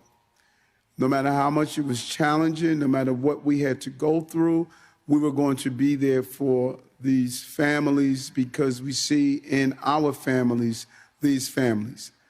Not one child slept on the streets of the city of New York because we did not provide them the care that they deserve. Not one child. Not only did we fulfill our legal responsibility, we fulfilled our moral responsibility. We seamlessly transferred children into schools in the Department of Education. I was so moved by the number of principals that went beyond their academic responsibility to give these young people everything that they needed. We ensured in our welcome centers that we had health services, clothing, diapers and Pampers, and other hygiene products. We went beyond what was required by law and fulfilled what was required morally to do in this city. And because of that, we set a clear pathway of what is expected on a national level. 2 weeks ago, we spoke to our city and our country. We clearly explained the circumstances we were under, what we had done, what we were doing currently, what we needed help to continue, and what we needed from our national government. And the government, Washington, D.C., responded, and now we see a decompression strategy, and we see a method of being as compassionate as we should as a country. There's a reason that Lady Liberty sits outside of New York City's harbor. This is the place that we ensure we live up to the expectations of what it is to be an American citizen, or a country that welcomes those who are fleeing prosecution and persecution. This family stated their child was in danger in Venezuela. That danger that they face there is something they're not facing here. And as it was shared with me, their beautiful daughter learned English at such an accelerated pace that she's now translating for her mom and dad. If that's not an American story, you tell me what is an American story.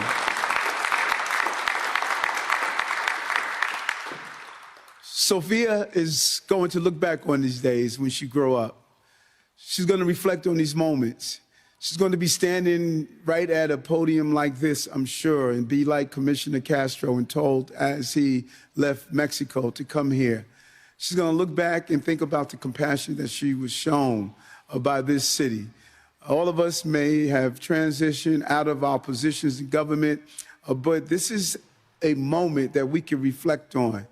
This administration has had to navigate so many crises, from COVID to monkeypox, to polio, to crime, to housing, to our subway system, but we stayed true to the principles that we believed in. We led with our hearts.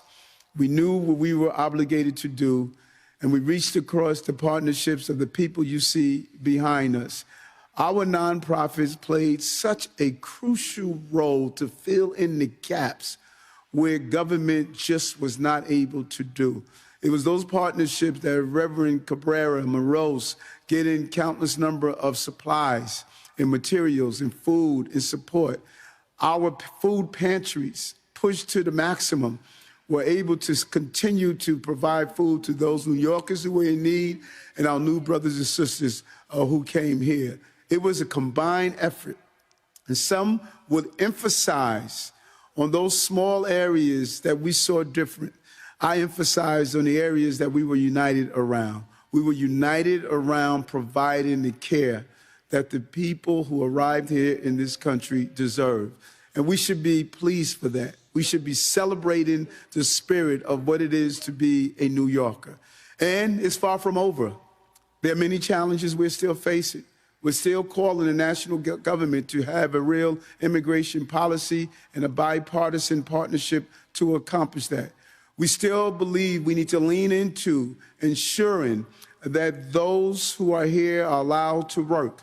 And we are thinking creatively that we're starting training right now to make sure that the family members can get the training they need. So even if the 6 months come about, that they would be ready to go into some form of employment. Ronald is going through a program right now, learning constructions, so that he can be employable as immediately after the 6 months are over, or if something happens before that. We have a city where we need so many employees. Why not match these men and women who are willing to work and be part of the American dream to be employed in the city that we are looking forward to new employees? I'm excited about this moment. I am optimistic about this moment because of the people who stand behind me and the people who stand beside me.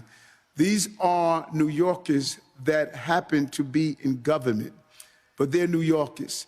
Their stories are real. They know what the dedication and commitment calls for as we deal with these challenges that we are facing. We wanted to take a moment and pause through this journey to say thank you. Thank you to the people who provided the shelter and care that lived up to what is on our Statue of Liberty. Give us your tithes. Give us those who are fleeing places where persecution exists. This is the home where we embrace them. So again, to all of you, I thank you so much for what you have done and what you will continue to do. Lift us up in prayer, those of you who are clergy, and let's continue to forge ahead. Thank you very much. Thank you.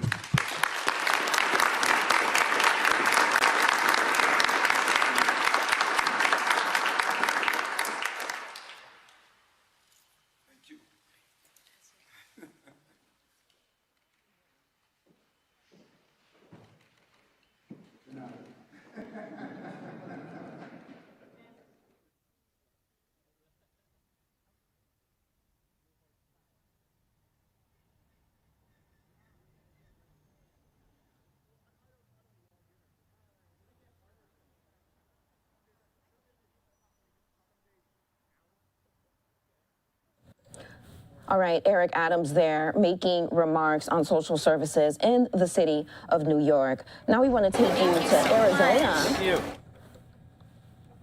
Senator Mark Kelly voting early here in the states of Arizona. You can see him there. This happened just moments ago. Also there is Katie Hobbs. She is running to be the next Democratic governor of the state. And this comes after she had a break-in at her campaign office just a few days ago. We want to go ahead and bring you remarks from both of them here on Live Now from Fox. And I know you're here because you know what's at stake in this election. You know how important the 2022 election is. And even though some folks still want to keep talking about 2020, we know that this election is even more important. It really might be the most important election in Arizona history. And to be clear, 2020 was really important. We saw the foundation of our democracy face the most serious challenge of our lifetime. There were false accusations of fraud in our elections, questions about the leaders in charge of them. Those accusations and questions led to threats against election workers, threats against me and my family. I had armed protesters outside of my house. But as Secretary of State, I had a job to do, and we made sure that we conducted the safest and most secure election in Arizona history with record-breaking turnout. And when people like my opponent, Carrie Lake, tried to challenge those results and showed that they would do anything they could to overturn the will of the voters, we fought back and protected the will of the voters in Arizona. I went to the legislature because as a social worker, I got frustrated wanting to help fix the problems that caused people to end up in the situations that I was seeing them in. And I didn't see our elected leaders doing anything about it. And so that's why I ran for office. When I got to the legislature, I got to work working across the aisle to get things done. I worked with Republicans and Democrats to expand health care to Arizonans, 500,000 Arizonans. I worked across the aisle to find new ways to tackle our state's growing opioid epidemic. And I worked with the Republican governor to end the backlog of untested rape kits in the state and put sexual assault offenders in jail. And that's exactly the kind of leadership that I'll bring to the governor's office. Real solutions, not finger-pointing or conspiracy theories, but bringing people together to solve our most urgent problems. This race for governor is not about Democrats or Republicans. It is about sanity versus chaos. And the question really is, do we want to elect a governor whose entire platform boils down to being a sore loser, or a governor who's going to get the job done for Arizona? We can win this race. We're going to win this race. But it's going to be tight. And so I'm really grateful for all of you being out here. You know what's at stake. You're voting. Thank you so much. It's going to take all of us getting out there, making sure that we're having those tough conversations with friends and family so they know what's at stake too and that they're not sitting on the sidelines. This is a tough fight, and I'm not afraid of a tough fight. I'm battle tested, and I'm the candidate in the race who's won statewide. In fact, I have not ever lost an election, and I certainly don't intend to start now because there is too much on the line. So thank you for everything you're doing, and make sure no one sits on the sidelines this election. I'm looking forward to winning alongside of you in November. And now please help me welcome Tulsa Mayor Juan Rodriguez. So I got some good news. I'm not as important as some of the folks up here. So I kind of measure the character of a person a little bit different. I was elected 2 years ago, and I received phone calls from from senators' offices and from House of Representatives. I'm going to tell you, most of those phone calls were in the form of an assistant. Nothing against assistants. Senator Kelly has awesome assistants, but my first phone call from his office was Senator Kelly on my cell phone. And so to me, that matters. I mean, somebody who cares enough to make that individual contact, build that relationship, truly serve the people that he says he's going to serve, whether it's Tolleson, the Union Elementary School District, Pendergast, Littleton, every here, the entire West Valley.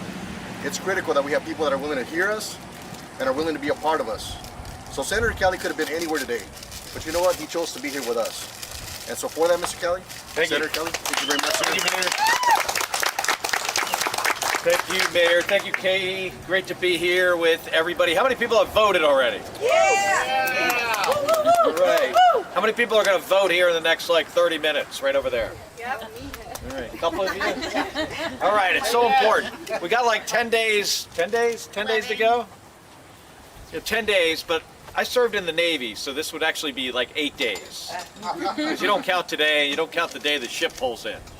So it's like 8 days to go. So let's work really hard to get the vote out. If anybody in here is a volunteer who knocks on doors and makes phone calls, thank you so much for doing that. That's a big part about winning an election. And this election's really important. Now, I didn't come to this job, kind of naturally. It wasn't something I thought about, my entire life growing up, thinking about one day I'd be in the United States Senate. And I spent 25 years in the Navy. 15 years at NASA. I was a combat pilot flying combat missions over Iraq and Kuwait. I was a test pilot in the Navy. 1996, I became an astronaut. Between my first and second space flight, I met this state senator from Arizona. That's why I'm here, because of Gabby Giffords.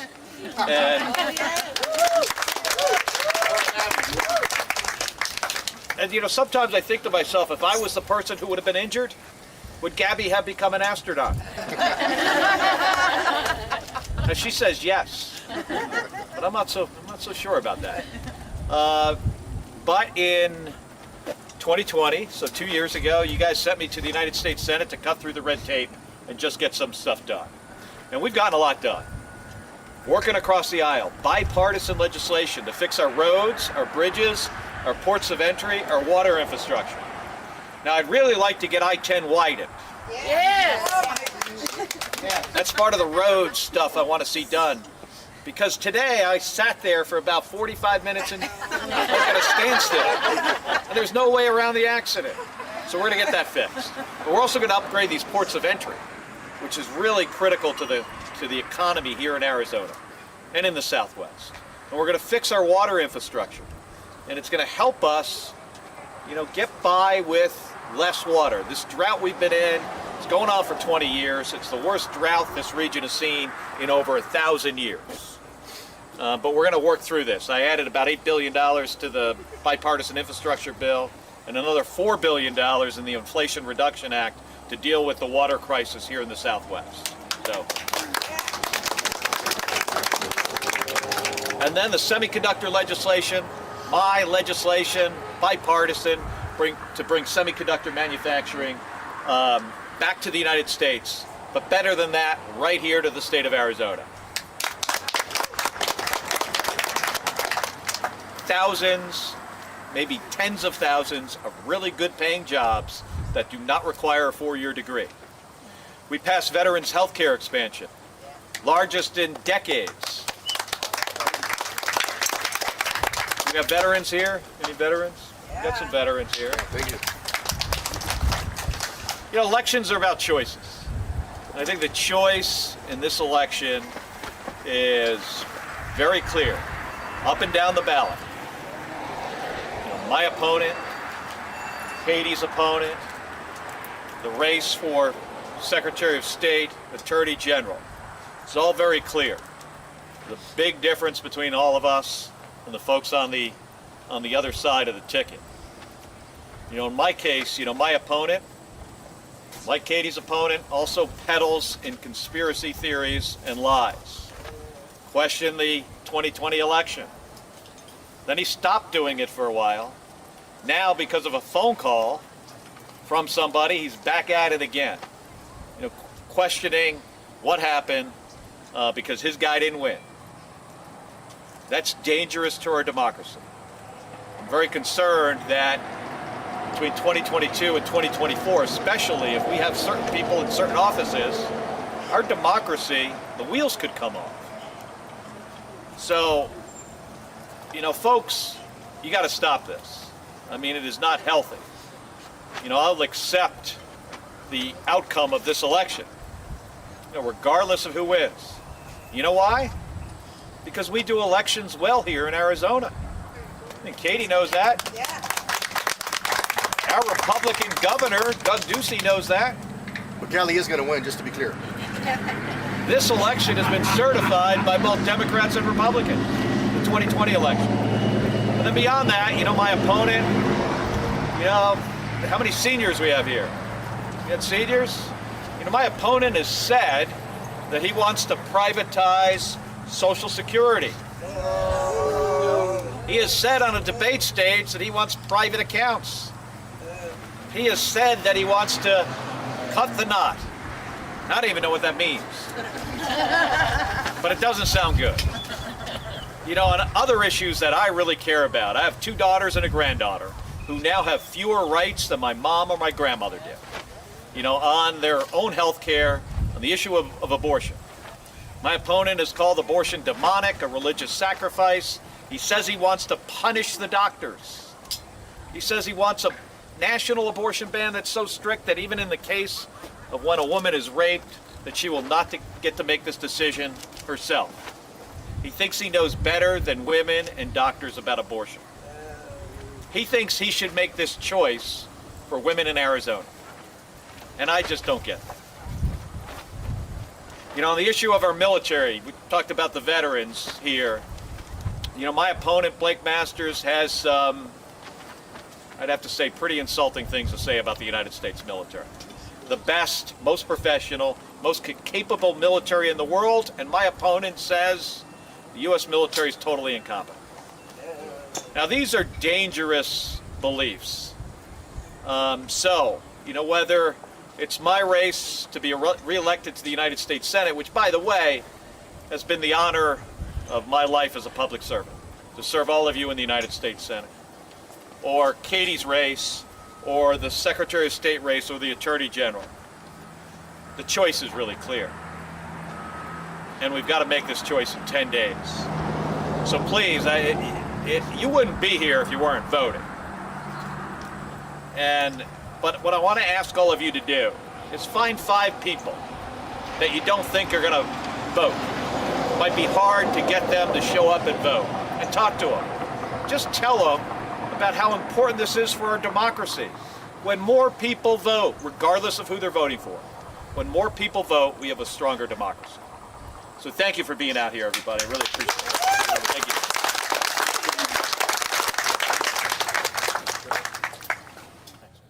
All right, so Senator Mark Kelly, Democratic Senator Mark Kelly, making remarks there from that early voting event in Arizona.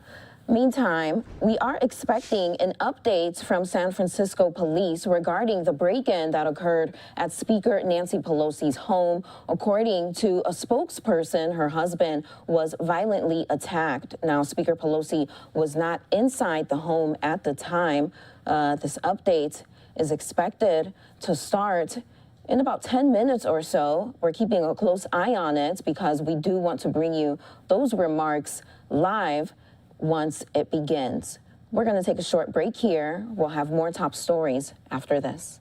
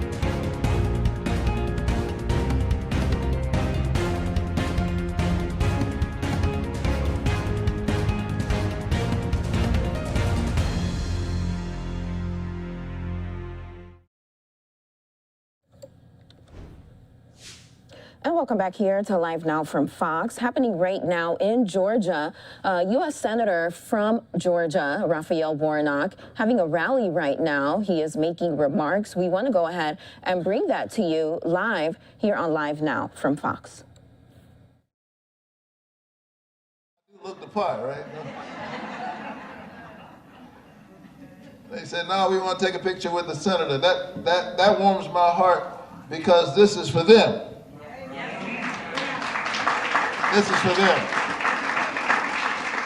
And it's a special thing for the people of your state to say, when we think about our families, when we think about our children, and when we think about our grandmothers and our grandfathers who have worked and have toiled in the heat of the day and now they're in the evening of their lifetime, when we think about all of those things, we want you to represent us in office, in the Senate. That's a sacred trust. It's something that I take very seriously, and I'm honored to do it. Here's the thing, you don't really know for sure that you want a job until you're actually doing that job. I mean, follow with me. Think about your own life. Raise your hand if you don't mind admitting that there was a time, maybe not now, there was a time. Be careful if your boss is around. There was a time when you thought you really wanted a job and you did everything to get that job. And once you got that job, you wanted to tell them what they could do with that job. You don't really know for sure that you want a job until you're actually in the job. I want you to know that with all the craziness that goes on in Washington, D.C., and with all of the messiness of politics, and the frustrations and the gridlock, and the ways in which you have to endure unfair attacks, and the ways in which people will broadside you with things that are absolutely a lie. Even with all of that, Dalton, Georgia, I want you to know that I absolutely love this job, and I'm honored to represent you in the United States Senate, and I'm looking forward to doing it for 6 more years.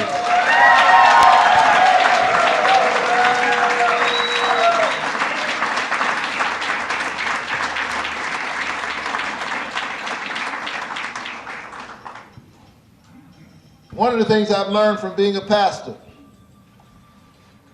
is that you can't lead the people unless you love the people. And you can't really love the people unless you know the people. And the way to know the people is spend some time with the people. Treat the needs of the people as holy. And so that's why when I got elected to the Senate, I didn't forget about the folks who hired me in the first place. I didn't forget about the struggles of ordinary people. That's why one of the first things I did was to pass the single largest tax cut for middle and working class families in American history, the expanded child tax credit.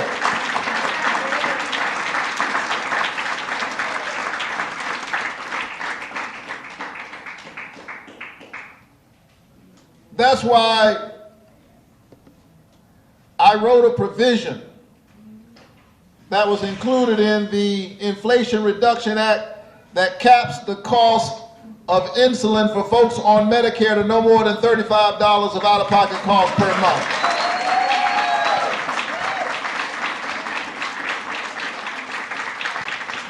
We live in a state where 11% of the adults have diabetes. We live in a country where $1 out of $4 is spent on people with diabetes.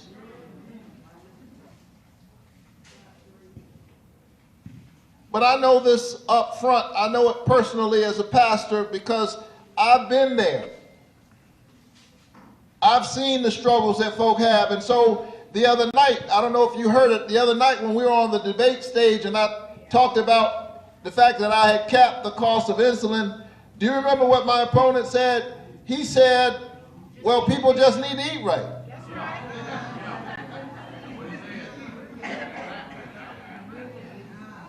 And he's running for the United States Senate. Why doesn't he know that you can eat right and still have diabetes? Why doesn't he know that? You can't lead the people unless you love the people. You can't love the people unless you know the people. And the way to know the people, you got to spend some time with the people.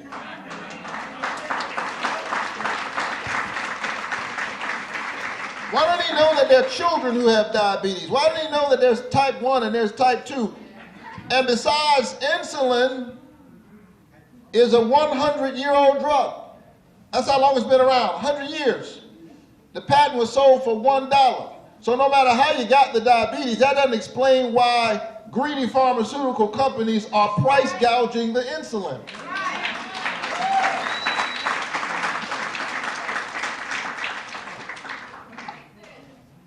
I passed a law to hold the pharmaceutical companies accountable. He wants to blame you. Now, I'm a pastor. I've been telling my members for years, you know, to embrace healthy living.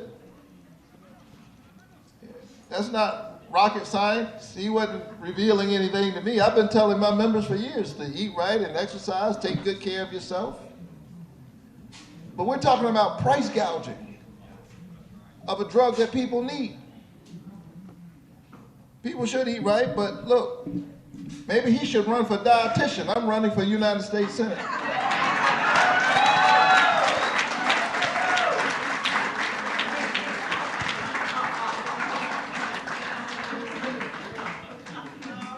And then, no, it's an important point I'm making. When I said the other night that Georgia needs to expand Medicaid, that I've been fighting to expand Medicaid for years. We're one of 12 states that refuses to expand Medicaid. And I want you to be clear, because sometimes those of us who are in office ought to slow down and explain things to people. Don't assume that folks know all the details. After all, you're busy doing your jobs. When we say expand Medicaid, we're not talking about some new program. We're talking about the Affordable Care Act, which has been the law of the land for 10 years. And so Georgia's refusal to expand Medicaid, that doesn't get you a rebate in your federal taxes. You're paying the same taxes as the folk in states where they have expanded Medicaid. You just get to subsidize health care in their state while our hospitals are closing. Does that make sense to you? So I've been trying to get Georgia to expand Medicaid. We've had 10 hospitals to close in 10 years. All of them were in the rural areas, by the way. And then a couple months ago, we heard the news that the Atlanta Medical Center, right down the street from my church, where I visit my members, is about to close.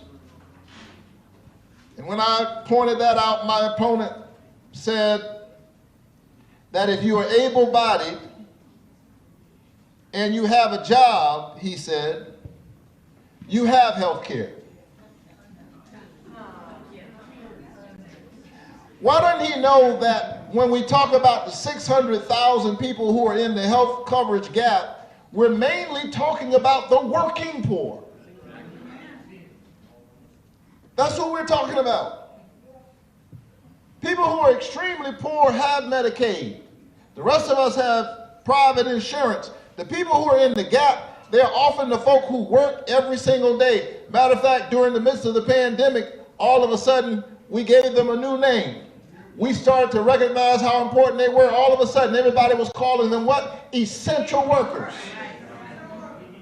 Well, if people are essential workers, pay them an essential wage and give them essential benefits and give them essential health care.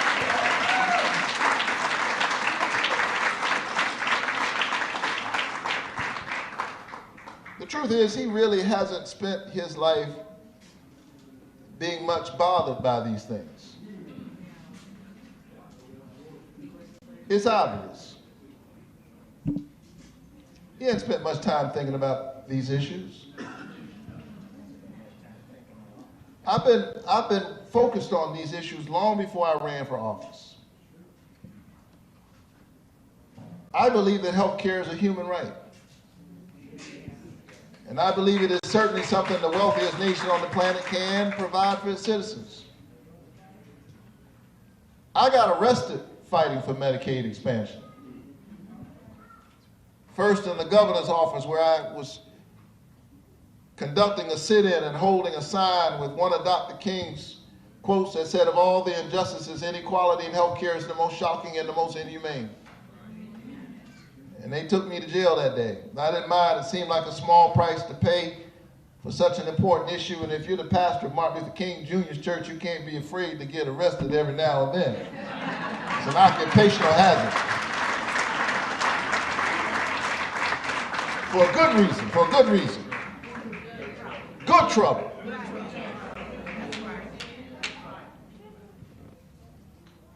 And then in 2017, when they were passing their own $2 trillion package. See, you got to be careful when politicians throw around these words. Listening to them, you would think they never passed a $2 trillion package. They passed one in 2017, but theirs was focused on giving a tax cut to the richest of the richest of the rich, while taking resources from those who are struggling.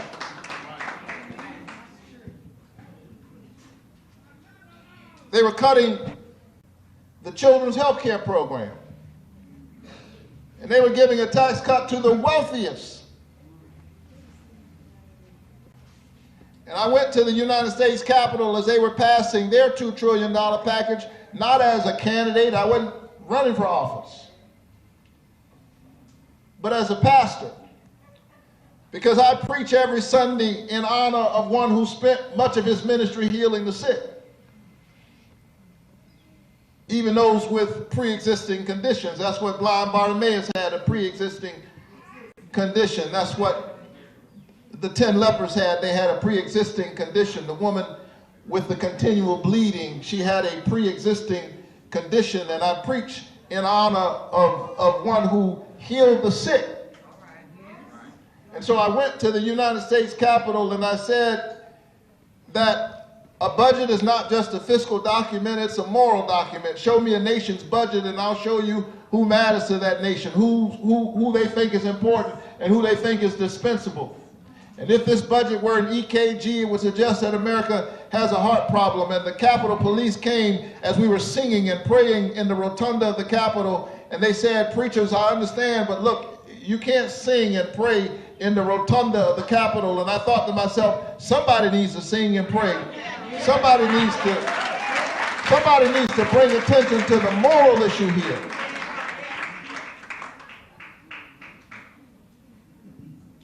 And they said, if you don't disperse, we'll give you 3 warnings, and after that, we'll have to arrest you. What they didn't know is that I had already been arrested. My mind and imagination had been arrested by this idea that we can do better than this. My mind and imagination had been arrested by this idea that health care is a human right and that we can provide health care to all of our citizens.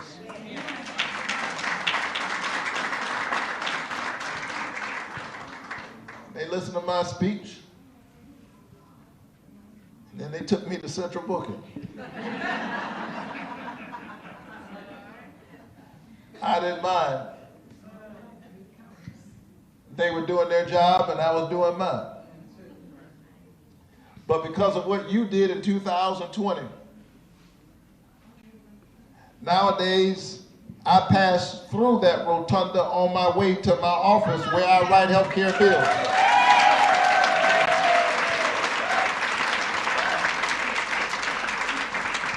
Where I stand up for workers because I believe that those who work deserve a livable wage. They ought to be able to share in the prosperity that they provide for others. On my way to my office,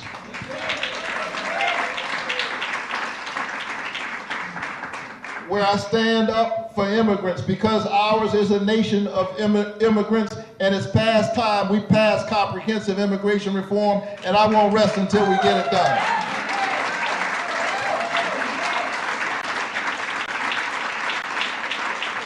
I stand with the dreamers. After all, Jesus was a dreamer. Martin Luther King Jr. was a dreamer. I stand with the dreamers.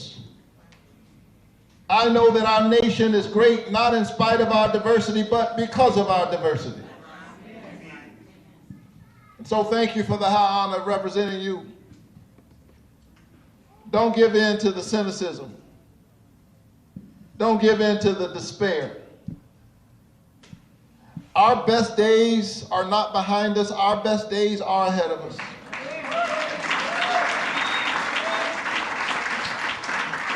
I believe that with all my heart. America is a great nation. Even with all of its flaws, every family has a complicated story. All families are dysfunctional. Listen to the pastor. All families are dysfunctional, but guess what? They're still your family. You can't get away from your family. You gotta, right? And I'm telling you, America is a great nation built on great ideals, and we don't always live up to those ideals, but we always have a path, and I'm a living witness to that. You're looking not just at a United States Senator, you're looking at a kid who grew up in public housing, one of 12 children in my family. I'm number 11, and the first college graduate. But now that kid who grew up in public housing sits in the United States Senate. Only in America is my story possible.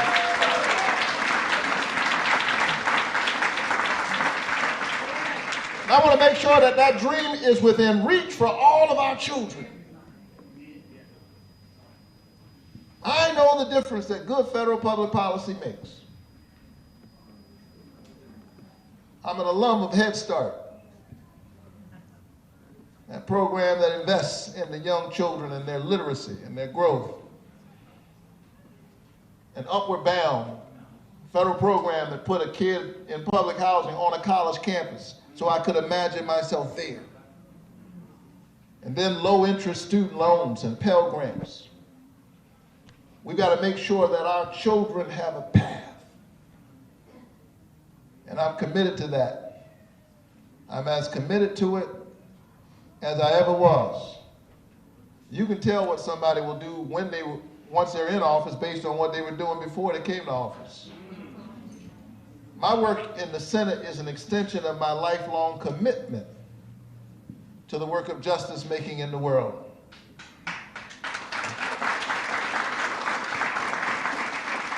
And so tell all your friends that early voting is underway. Tell them we can't wait till November 8th. Tell them the issues are too urgent. The stakes are too high. And the differences between me and my opponent are way too wide to wait until November 8th.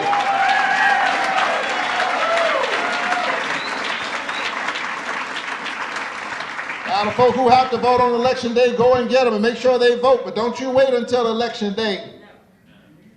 Anything can happen on a single day. You can have a family emergency. You might get sick. Don't wait until, there's too much at stake.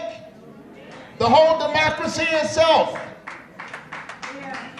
We can't wait till November 8th. It might rain on November 8th. Now, that's not a reason not to vote, but the reason I say that is because I've been a pastor all these years.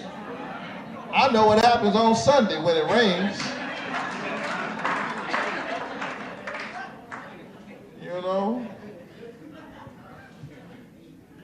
They might sing all the Jesus I surrender, but let it rain. The Baptists say, Rev, I've already been baptized. The Methodists say, I've already been sprinkled. So you vote early and get everybody in your corner to vote early. Tell them there's too much at stake. And we're going to win this election. I feel good. I'm in Dalton, Georgia.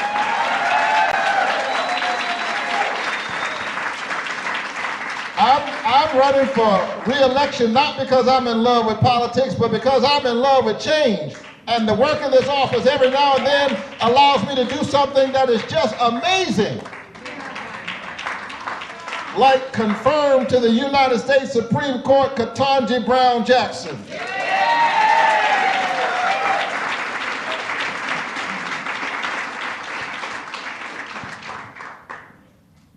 If you hadn't stood up the way you stood up, she wouldn't be on the Supreme Court. I know you're frustrated like I am by what's coming out of this extreme activist Supreme Court. And that's why you got to turn out. Because my opponent says they didn't go far enough. He wants a nationwide ban on abortion. He said no exceptions. Rape, incest, the life of the mother. And so you got to have voices in the Congress that will protect basic rights. And I'm glad I was able to confirm Ketanji Brown Jackson to the Supreme Court, and the day we confirmed her, it was such a momentous day that the whole Senate chamber was full. Let me tell you this, and I'm done. Let me tell you this as I close, and nobody believes a preacher when he says as I close. But the day we confirmed her to the Supreme Court, the whole chamber was full. And the Vice President of the United States was sitting in the chair. And my colleague, Senator Cory Booker, and I were standing near the Vice President, just having a chat, waiting on the vote to open. And as we were standing there just chatting and passing the time, she said, guys, you know, this is quite a moment. You ought to take a second, really, and why don't you write a letter to somebody who comes to your mind in this moment? Maybe some young person. Just as a way of marking this moment and inspiring them, why don't you write a letter? She suggested to us. And then she reached into her portfolio and gave each of us a sheet of paper.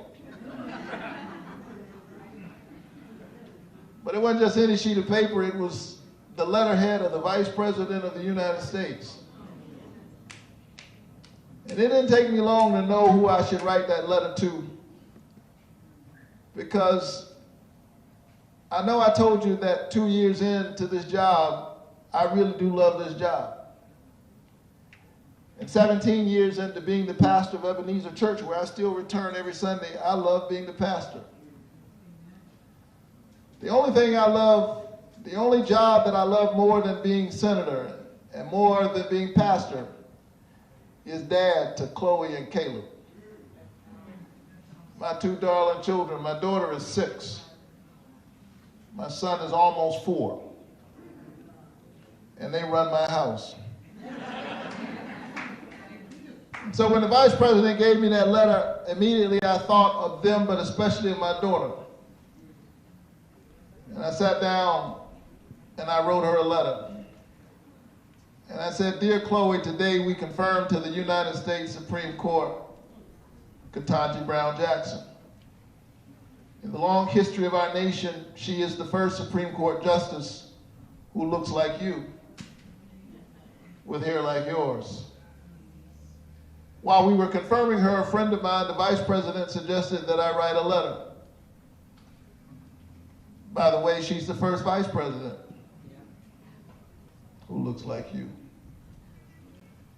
I write to say that in America,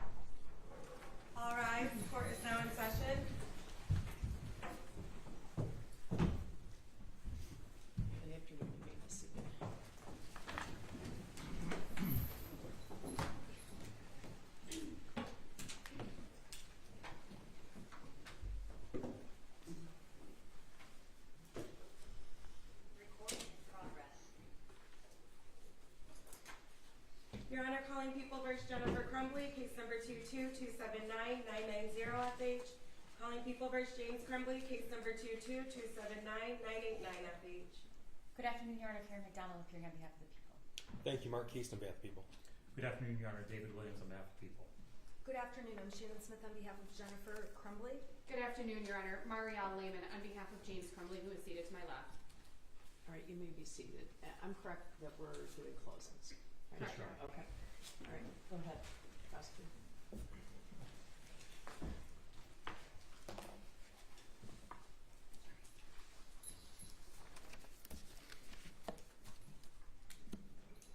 Judge, there are only two issues before the court today. Whether the expert testimony we intend to offer at trial is sufficiently reliable that the jury should be allowed to hear it, and whether that testimony will assist the jury. Judge, those issues are not contested on this record. Both experts testified unequivocally that there is a clear pathway to violence, that school mass shooters don't just snap, and that school mass shootings can be prevented. They also testified unequivocally that there is a very common, pervasive, and persistent misconception about mass shooters and mass shootings. It was the first line of Dr. Peterson's report, and Dr. Cornell made that point very clear. He talked about it on direct examination and told the court that he deals with that misconception all the time, including when he testifies in Congress. But that point was really driven home on cross-examination when it was suggested that because we can't predict mass shootings, we can't prevent them. Dr. Cornell was very clear. That is exactly the misconception that he's been trying to correct for the last 40 years. The defense elicited some testimony about whether a person needs to be an expert to identify warning signs. We aren't offering the testimony and will not offer it at trial to tell a jury that these parents should have been concerned. We don't need an expert for that. We offer it to dispel the myth and to describe the pathway to violence. Dr. Cornell, when the experts were asked about that common sense, and the defense brought it up, they said the same thing, that you don't have to be an expert to recognize heightened risk. Dr. Cornell talked about getting out of the pool in a lightning storm. You don't need to be a meteorologist or PhD to figure that out, to see the heightened risk. But ultimately, the question whether these defendants could have prevented the shooting by ordinary care, that's one for the jury. The purpose of the expert testimony today is to give this court as much information as possible to assist in its gatekeeping role. The purpose of the testimony at trial is to make sure that the jury is not misled. Again, reliability of the testimony is uncontested. The defense stipulated that both witnesses are experts, and their testimony and CVs made very clear that they are indeed experts in mass shootings. The data gathered and the way it was gathered are standard, recognized ways of gathering data and doing research. It is undisputed that school mass shooters give signs, that they don't just snap, and that school mass shootings can be prevented. As Dr. Cornell put it, these are planned, targeted acts of violence, not spontaneous acts due to some kind of psychotic break. They don't come out of the blue. We need the expert testimony in this case because without it, the jury will labor under that common misconception. If mass shootings are spontaneous, if they are the result of a break of some deranged individual and they can't be stopped, then obviously these defendants could not have stopped them. The jury needs to know the truth. Mass shootings can be prevented. And they also need to know that even the smallest act of kindness, like baking someone a pie, can avert deadly violence. That ordinary care would have been enough to prevent this shooting. With that knowledge, the jury can do its job and decide whether the Oxford High School shooting could have been prevented and whether these defendants could have prevented it with the exercise of ordinary care. And that's why we're asking the court to allow us to present Dr. Peterson's testimony to the jury. Are you asking that Dr. Peterson's testimony be admitted at trial, or also Dr. Cornell? Judge, I know that the date for naming experts is now set out in the new order. We have consulted obviously with Dr. Peterson, Dr. Cornell, and Catherine Schweit. So we certainly reserve the right to bring that testimony, but the topic is the same. Oh, okay, you would have the right. It's just that when you said Dr. Peterson, I wondered if you were only seeking her testimony, just because of what you said. No, you're right. You're within your time frame for sure. Thank you. Yes, ma'am.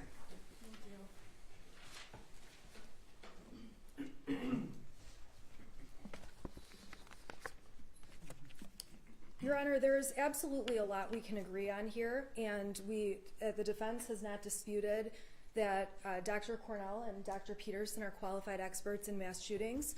We absolutely do not dispute that the work they do is important, and truthfully, I think everyone in this entire courtroom hopes that they figure out a solution for what's been a huge problem for many years in this country. The problem in this case is that the testimony proffered is just not appropriate for this trial. In order for expert testimony to be admissible, it has to be both relevant and reliable. The two things the prosecutor plans to show in this case, according to the testimony they've presented, are number one, that shooters plan and prepare ahead of time and don't just snap, and number two, that mass shootings can be prevented. With respect to the first point about shooters prepare ahead of time and don't just snap, Dr. Peterson agreed with me that anyone who looks at the evidence in this case very easily can see that the shooter in this case, planned over a long period of time his intentions to shoot up the school.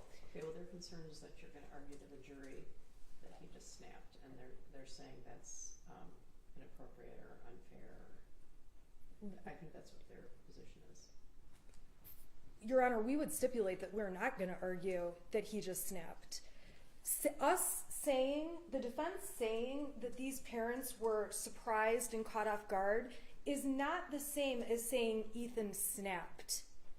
So we would actually stipulate that we're not going to argue Ethan just snapped. And looking at the evidence, it's so clear Ethan didn't just snap. Ethan clearly had journal writings and text messages and tape recordings and all kinds of things that show, to be honest, the defense would be crazy to suggest he just snapped. That's not what we're planning to do. When it comes to the fact that school shootings can be prevented, that fact, that information involves taking a look at the leakage that was in this case, at the warning signs, at the signs of threats, at the materials that everyone in this case was presented with, in determining whether there was room for intervention. And the problem is, and the expert agreed, that anyone who looks at these drawings would see that there's a problem. It does not take a PhD or I think it was a PhD or a microscope to determine that these drawings were problematic. So when you have this information in front of the jury, it's up to them to decide how problematic it was and if the steps taken by these parents was reasonable or not. And having an expert at trial explaining that there are clues put out there and plans are divulged ahead of time is something that does not require expert testimony. It's not something that's going to aid the trier of fact. It's also not beyond the knowledge of an ordinary person that would be sitting on this jury. There's going to be lots of evidence that there was information leaked. The biggest issue is who it was leaked to. And that's a determination that the jury is going to have to make. Was the information leaked to these parents in a way that they should have known or done something different than they did? One of the problems with Dr. Peterson's testimony is that she relies on information that is at issue in the case and, quite frankly, is incorrect. She relies on information that the shooter was provided access to a gun and wrote an op-ed piece within a week of the shooting happening and relied on the information that these parents gave access to a gun.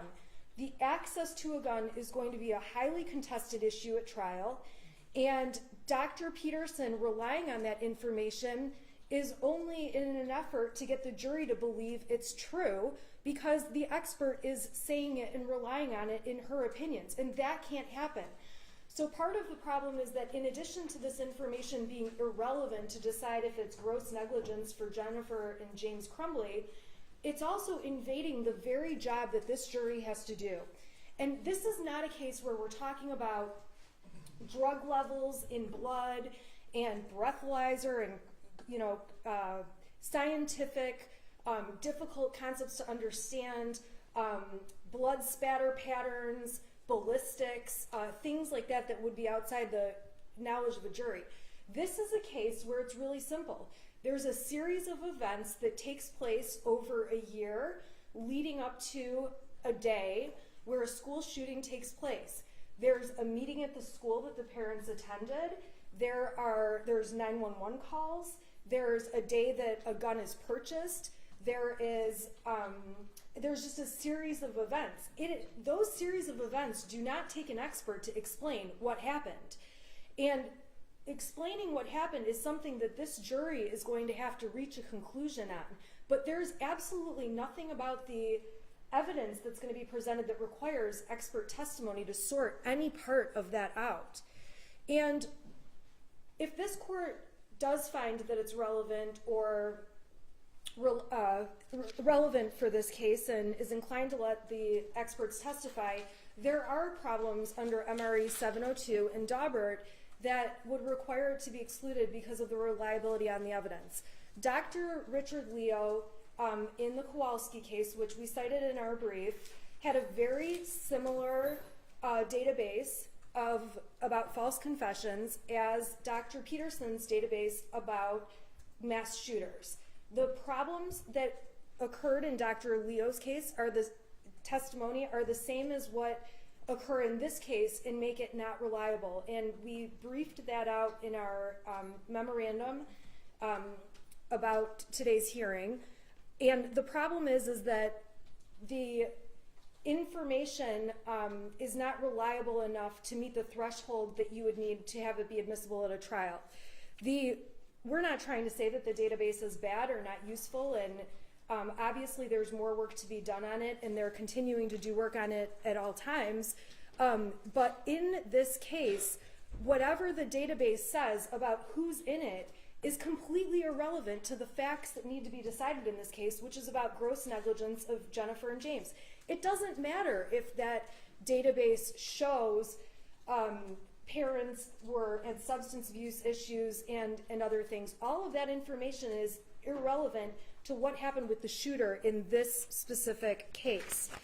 In addition to the other problem is that when an expert gets up and testifies, there has to be some kind of repeatability or accuracy that makes the testimony reliable so that the outcome would be the same every time. And when you're talking about assessing threats or assessing materials that these parents and school officials had to determine were threats, trained investigators, according to Dr. Peterson's research, cannot even agree when something is a threat versus when it's not. The percentages of of investigators who are trained rating threats on a scale of 1 to 10, it was across the board. It's not even like the trained people that have a trained eye for this could come to some conclusion and agree upon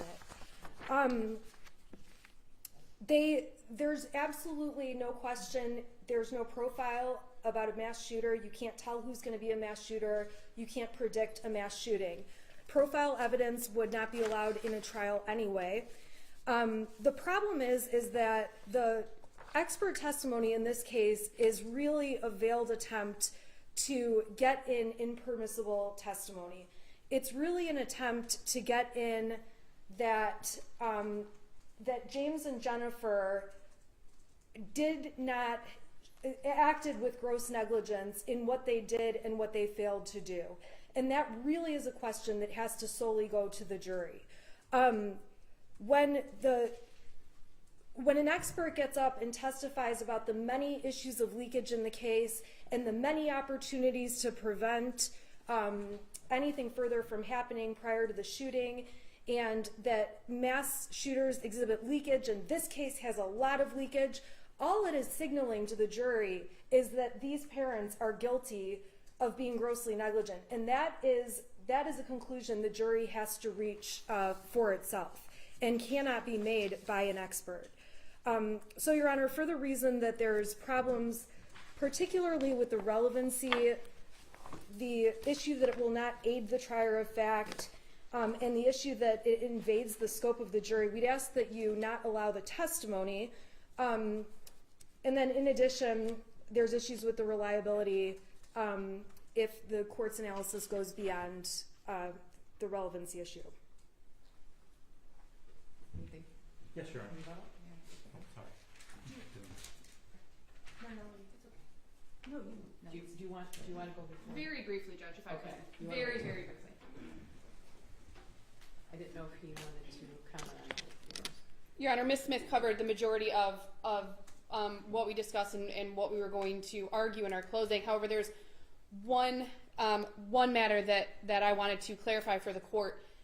Mr. Williams indicated that Dr. Peterson would testify to dispel the myth about shooters just snapping and to describe the pathway to violence. Obviously, as Ms. Smith indicated, it's very clear that there were a number of concerning things that led up to the shooting in this case, and that the shooter had a number of things that would be convincing to people that this wasn't just a situation where somebody snapped. As for the pathway to violence, Dr. Peterson testified, and I believe that Dr. Cornell confirmed it, that even if a layperson or a common person doesn't know that something is quote-unquote leakage, or something is a quote-unquote crisis point, or something is a term or a step that Dr. Peterson has identified on her pathway to violence, that a layperson, a common person, will still see that item, that writing, that text, that whatever it is concerning. So even still, having an expert isn't needed to testify about a quote-unquote pathway to violence, because pursuant to the testimony of Dr. Peterson herself, a layperson, a common person, will be able to identify those things without knowing maybe the term. So the testimony about the quote-unquote pathway to violence isn't going to assist the jury in this case, because according to Dr. Peterson, they'll already know that it's concerning in nature. So, Judge, just on those two issues, dispelling the myth and describing the pathway to violence, an expert isn't needed. A jury of lay people isn't going to need the testimony of an expert to label for them the steps on the pathway to violence. According to Dr. Peterson, they should see an object or a piece of writing and know that it's concerning without being told that it's concerning. Thank you, Judge.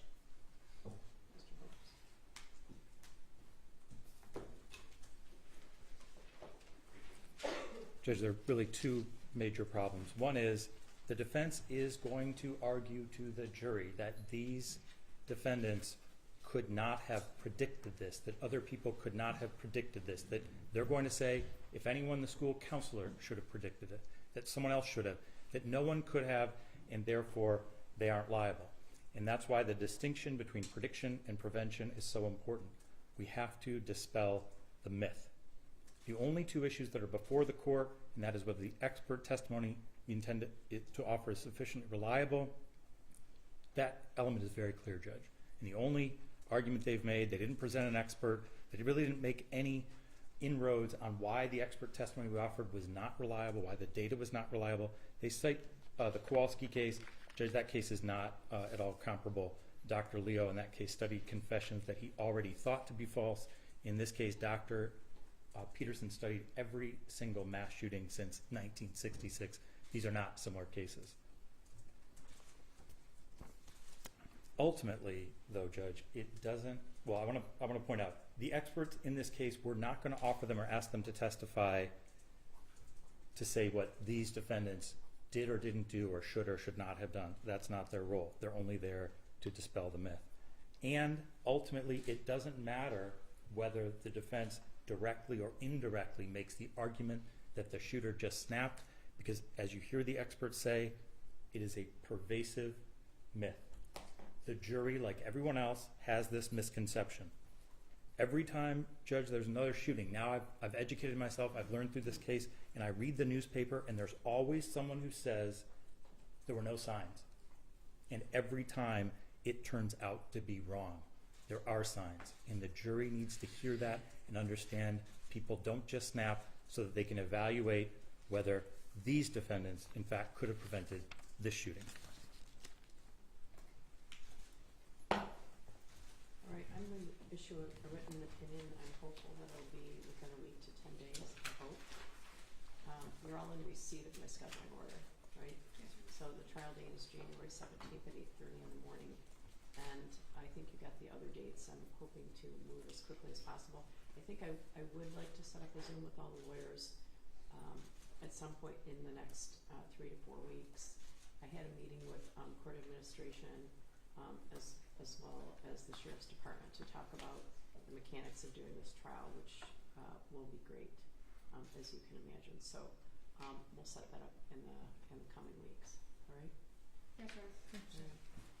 So everybody remains seated until the tenants are taken.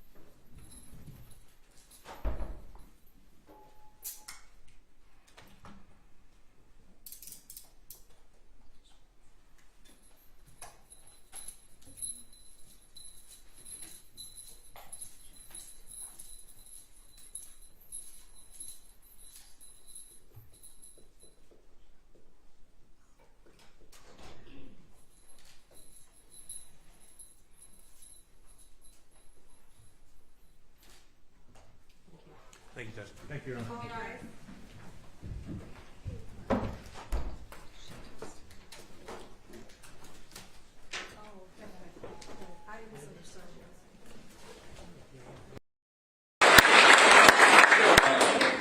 This person says a lot of wacky things. All right, we are going to take a short break. We'll have more after this.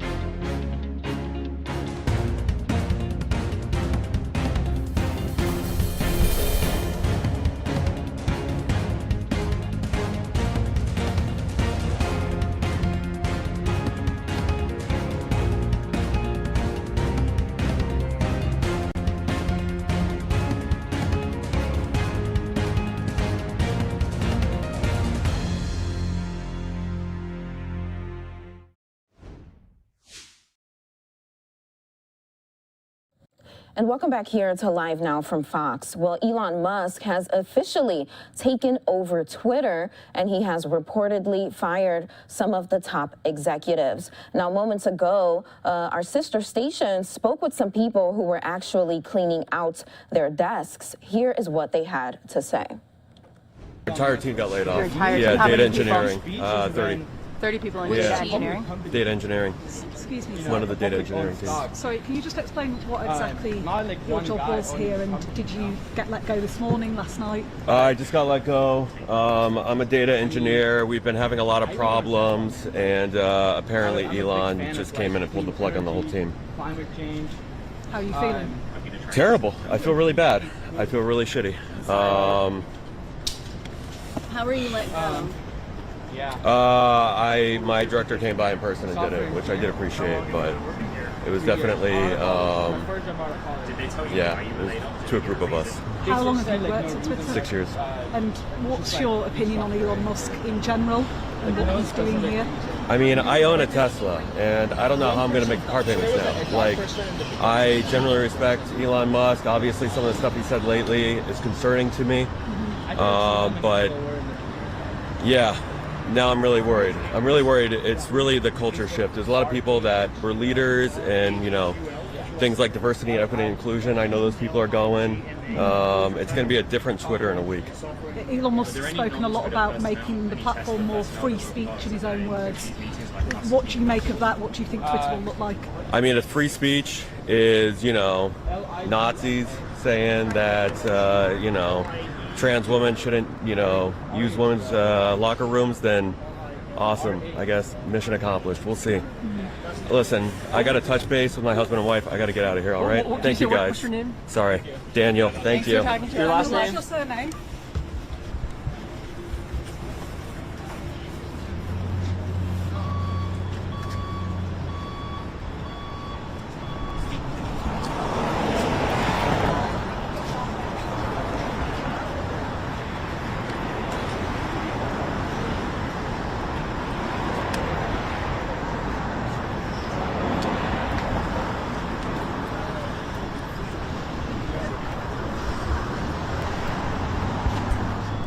All right, so not a good day at the office at the Twitter headquarters in San Francisco. As you saw that man there, he said his whole engineering team was laid off, and he is worried about how he is going to make payments for his Tesla car. A terrible way to end the week for people there at the Twitter team. And also, he mentioned a good point. He says it's going to be a completely different Twitter next week. Something we will definitely continue to keep an eye on here on Live Now from Fox.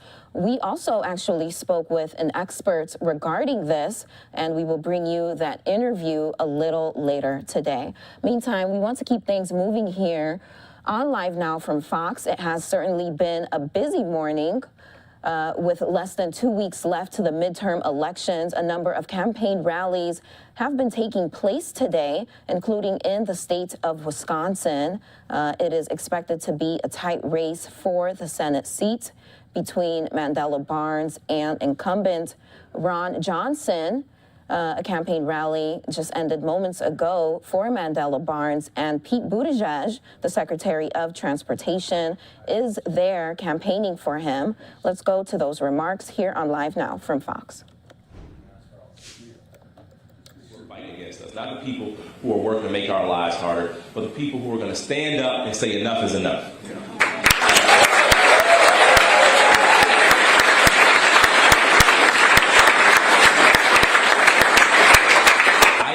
Say that it doesn't happen without you. We got to show up everywhere. We had a similar challenge in front of us 4 years ago. So many of you were here 4 years ago when they said, oh, you'll never beat that guy. You know, he's got too much power. He's got too much money. But the way we showed up and the way that we won is with people power. We didn't take Milwaukee and Madison for granted. We didn't assume rural communities were going to just show up for us just because. We went everywhere. We had the conversations, even if they were difficult. We showed up all over the place. We organized in every community. We led with our values and we led with our vision. We talked about our plan, like I said, to fully fund our schools. And now our schools in Wisconsin have gone from number 18 to number 8, and it's something we should all be proud of.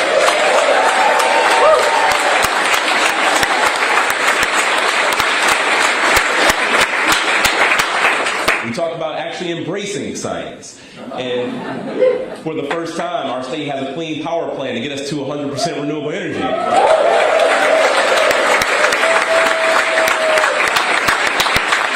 That is also a plan that creates tens of thousands of jobs, and we should be proud of that work.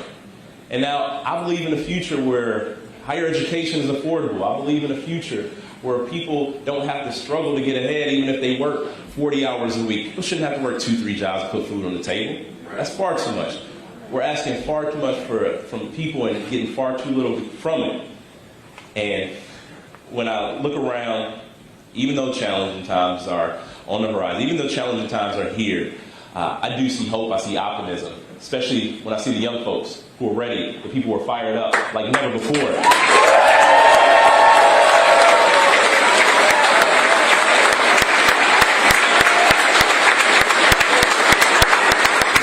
The people who believe in the Wisconsin idea, the people who know that we were the first state to ratify the 19th Amendment giving women the right to vote.